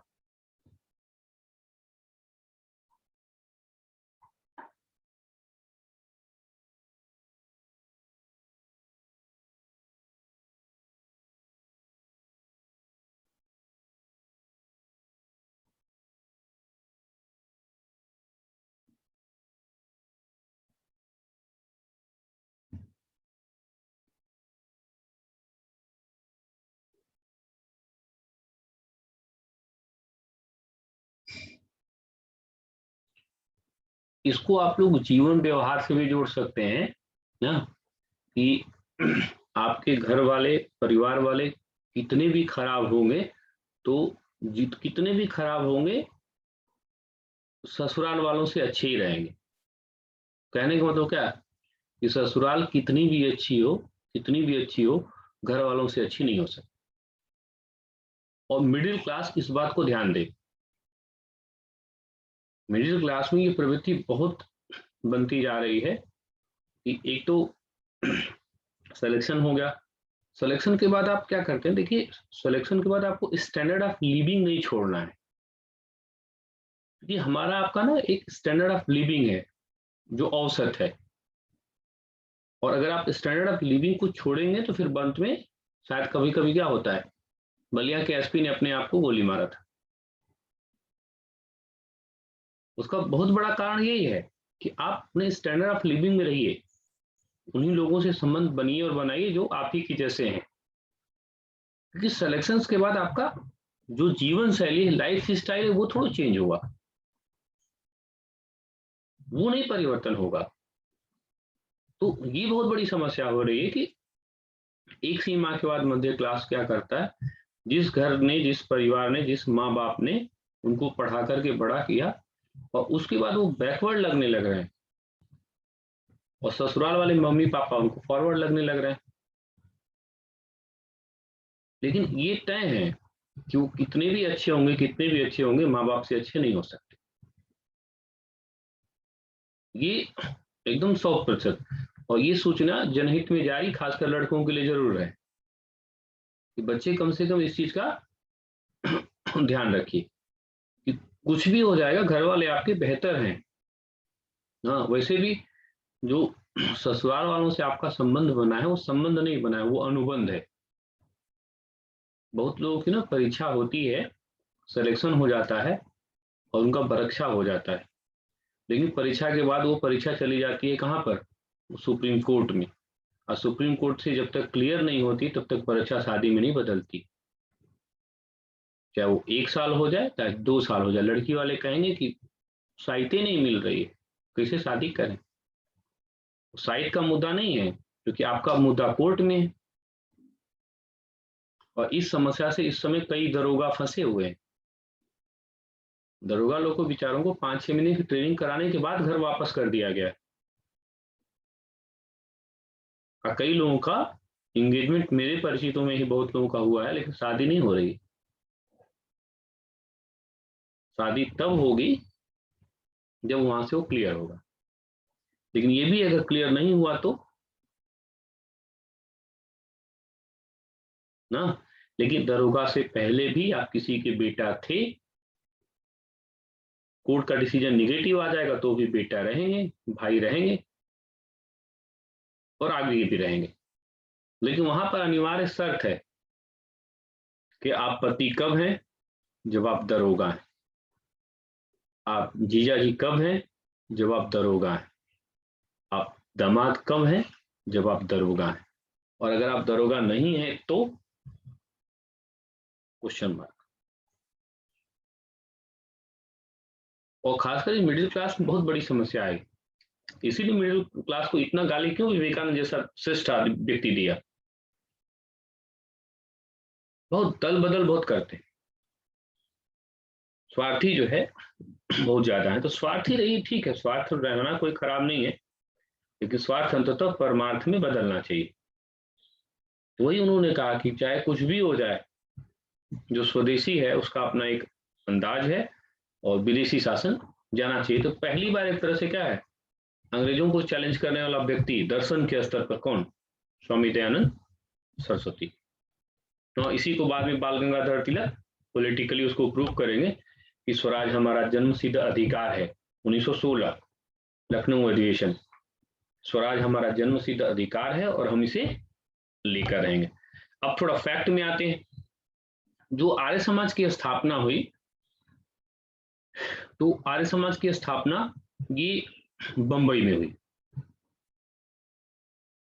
और जब बंबई में हुई तो बंबई में यहाँ पर 3 सिद्धांत उसके बनाए गए थे,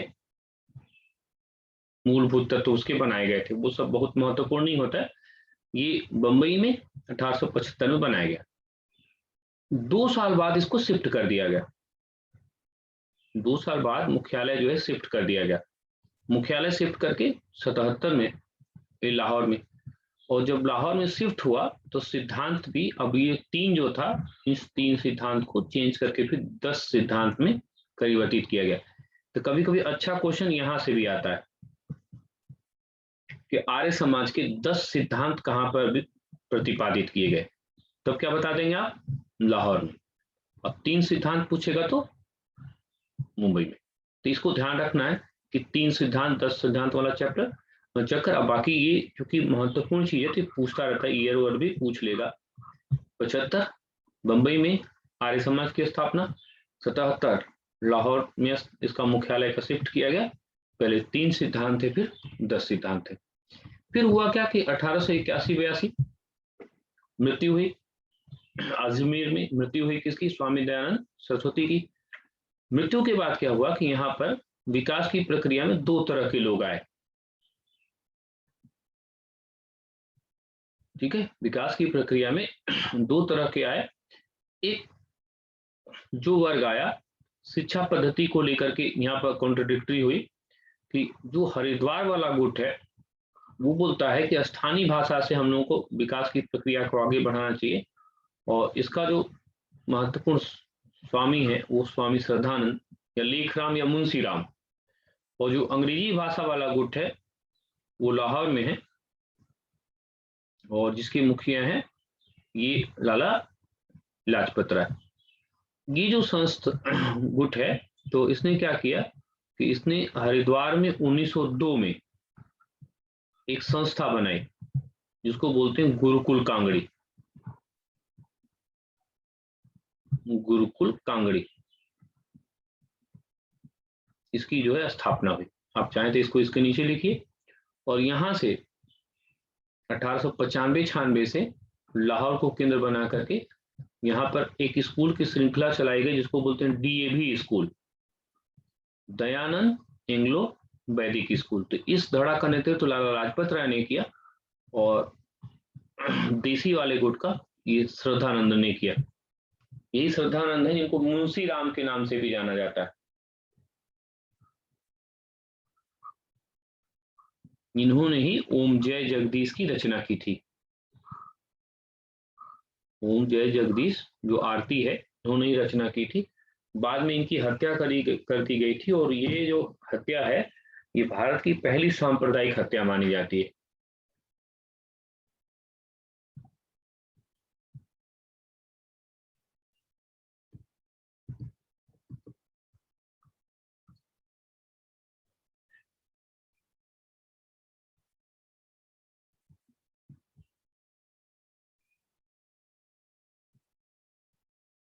अब ये जो हरिद्वार है जिसमें स्वामी श्रद्धानंद की विचारधारा थी कि स्थानीय, ये भाजपा लिखा या भाषा कर दीजिए, स्थानीय भाषा के माध्यम से भारत का विकास किया जाएगा।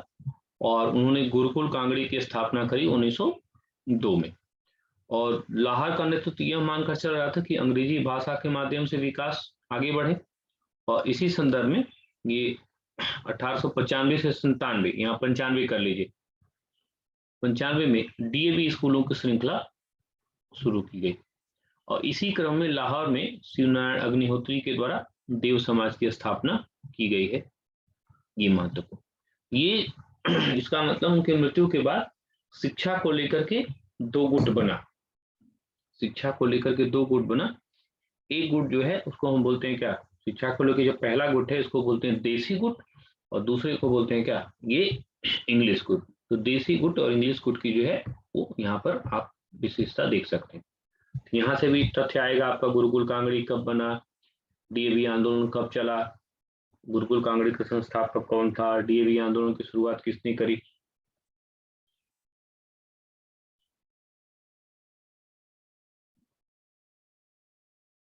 जो देव समाज बना था शिवनारायण अग्निहोत्री लाहौर में। नहीं, मतलब किस उद्देश्य को लेकर बना? ये उद्देश्य जो पंजाब का समाज है, तो उस पंजाब के समाज में ना जो आध्यात्मिक चेतना का विकास करना, आप चाहें तो बस ब्रैकेट में एक लाइन लिख लीजिए, समाज में आध्यात्मिक चेतना का विकास करना। क्योंकि वो संगठन बहुत महत्वपूर्ण नहीं था तो उस पर बहुत अधिक चर्चा हम नहीं कर रहे थे।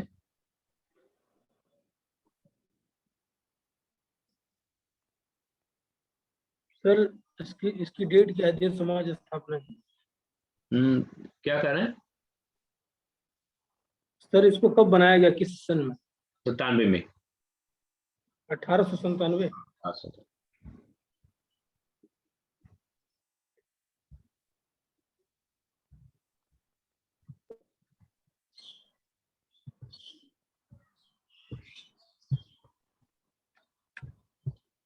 अब देखिए ये जो समाज सुधार की प्रक्रिया है वो कैसे आगे बढ़ी, पहले इसको समझा देते हैं, फिर ग्राफ आप बना लीजिएगा। कि देखिए जैसे ये बंगाल से बढ़ी, यूपी बिहार में आई, यूपी बिहार से फिर पंजाब में आई, पंजाब से फिर गुजरात में आई, अभी आएगी कहाँ पर, दक्षिण भारत। तो दक्षिण भारत में पहला राज्य कौन है, ये है महाराष्ट्र, जहां पर ये प्रक्रिया जो है वो आएगी। इसको बना लीजिए आप, तो 1 मिनट रुकिए तो मैं बताऊं।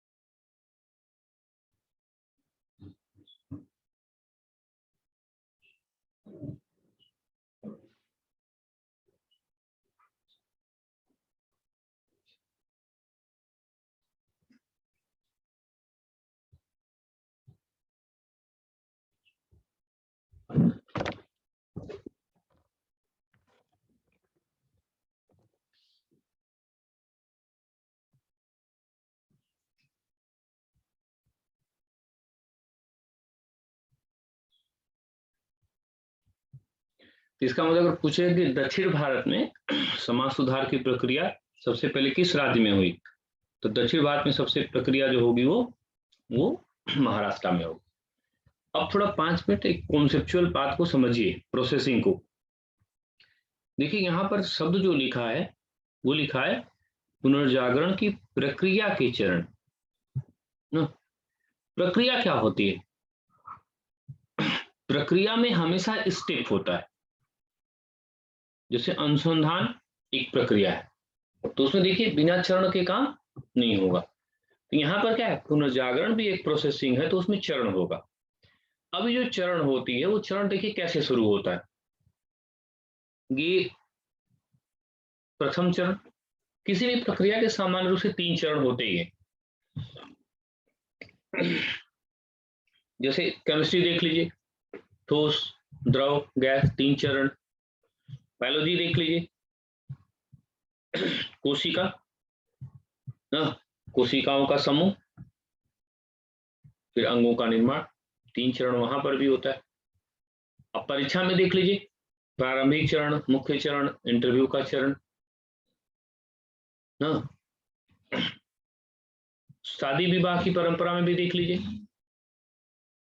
एंगेजमेंट, तिलक, विवाह, एक स्वाभाविक सी प्रक्रिया है। अब देखिए यहां पर भी प्रथम चरण है, द्वितीय चरण है और तृतीय चरण है। देखिए जब कोई भी नई प्रक्रिया शुरू होती है तो प्राथमिक चरण में उस प्रक्रिया को जल्दी कोई शुरू नहीं करता है। यानी प्राथमिक चरण में जब प्रक्रिया शुरू होती है तो व्यक्तिगत प्रयास होता है। एक कोई व्यक्ति इसको शुरू करता है और ये शुरू करने वाले व्यक्ति का नाम क्या है, गोपाल हरि देशमुख। ये जो गोपाल हरि देशमुख है जिन्होंने शुरू किया था, इनको एक टैग नेम दिया गया था। इनको बोला गया था कि ये लोकहितवादी हैं। इनका उपनाम लोकहितवादी। इनके निबंधों का एक संग्रह है जिसको बोला जाता है शतपत्र।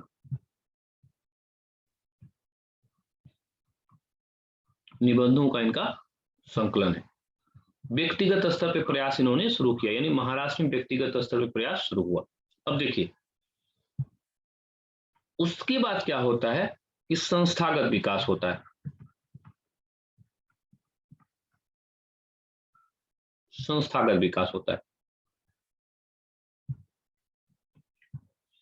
देखिए एक स्वाभाविक सी बात समझिए ना, कि हमेशा संस्थागत स्तर पर जो पहली संस्था बनती है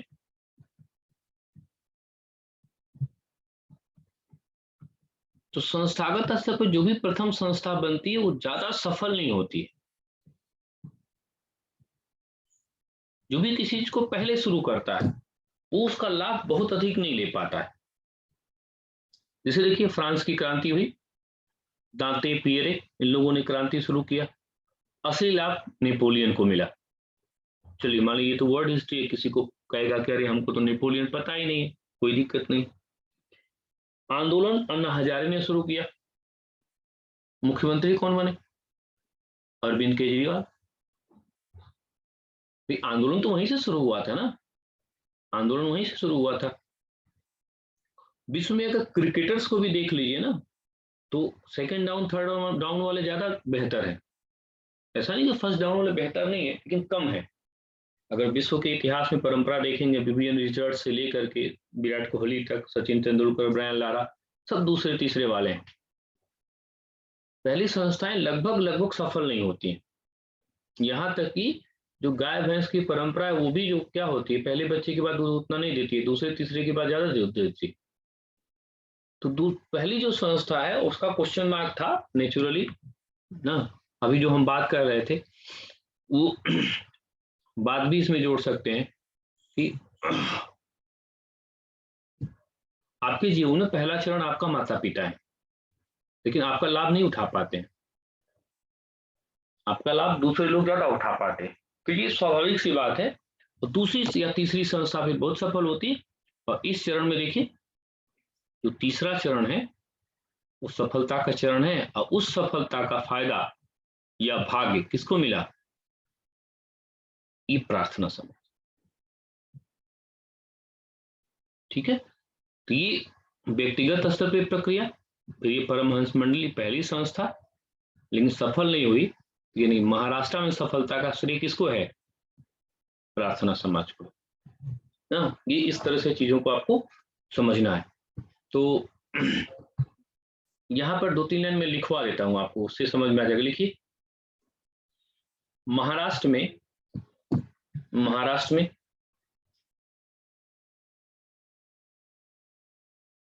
समाज सुधार की प्रक्रिया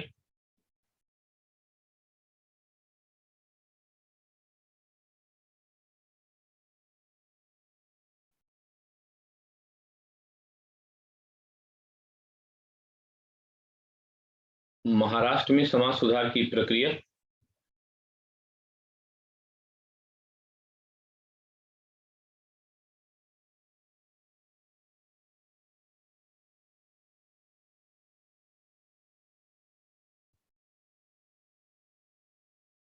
व्यक्तिगत स्तर पर गोपाल हरि देशमुख के द्वारा शुरू की गई।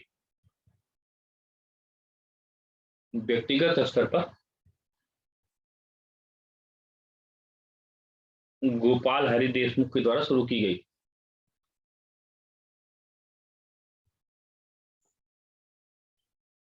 गोपाल हरि देशमुख के द्वारा शुरू की गई।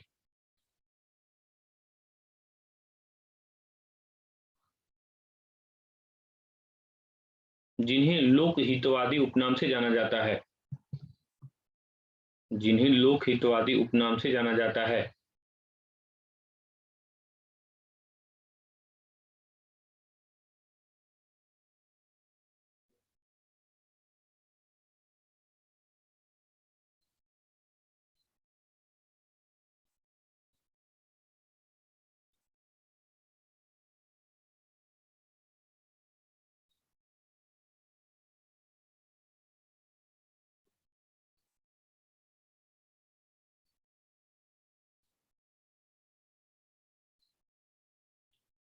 उनके निबंधों का संग्रह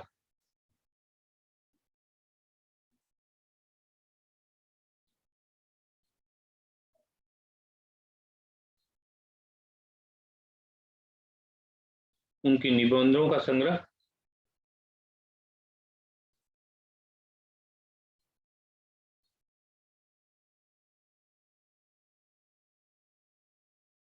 सत्यपत्र नाम से, सत माने 100, सत्यपत्र नाम से प्रकाशित किया गया।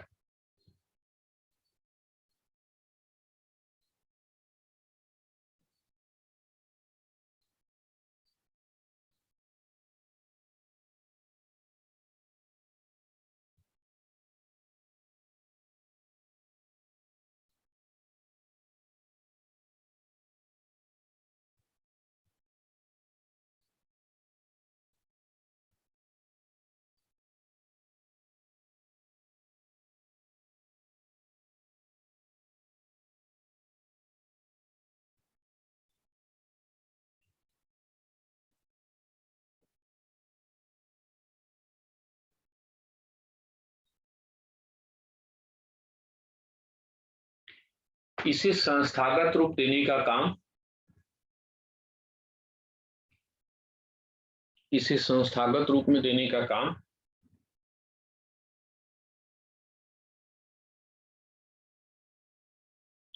संस्थागत रूप देने का काम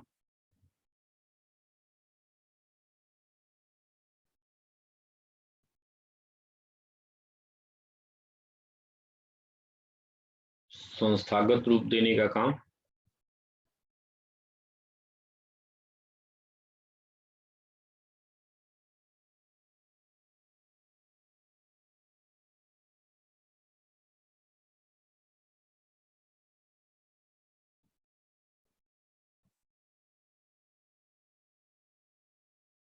परमहंस मंडली ने किया।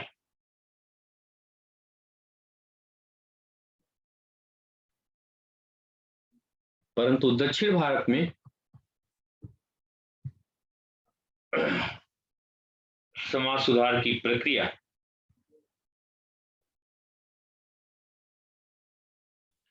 प्रार्थना समाज के माध्यम से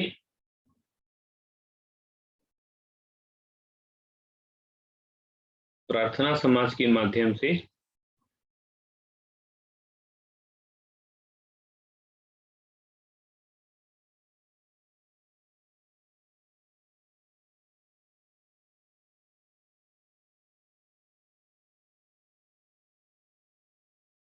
प्रार्थना समाज के माध्यम से सफल हुई।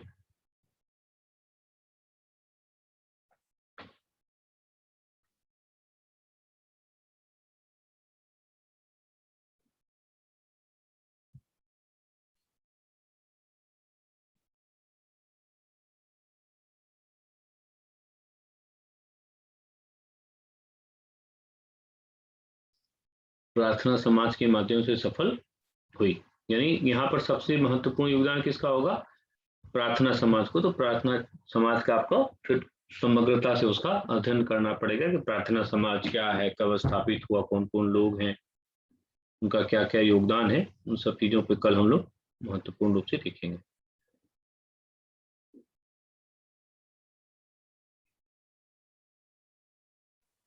Thank you sir.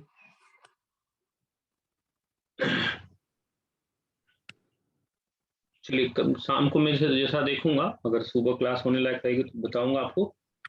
और कल से जैसे मुख्य रूप से दृष्टिकोण में रख करके यूपी पेट को 50 क्वेश्चन का जीएस का टोटल समग्रता में अब रोज एक टेस्ट की प्रक्रिया होगी।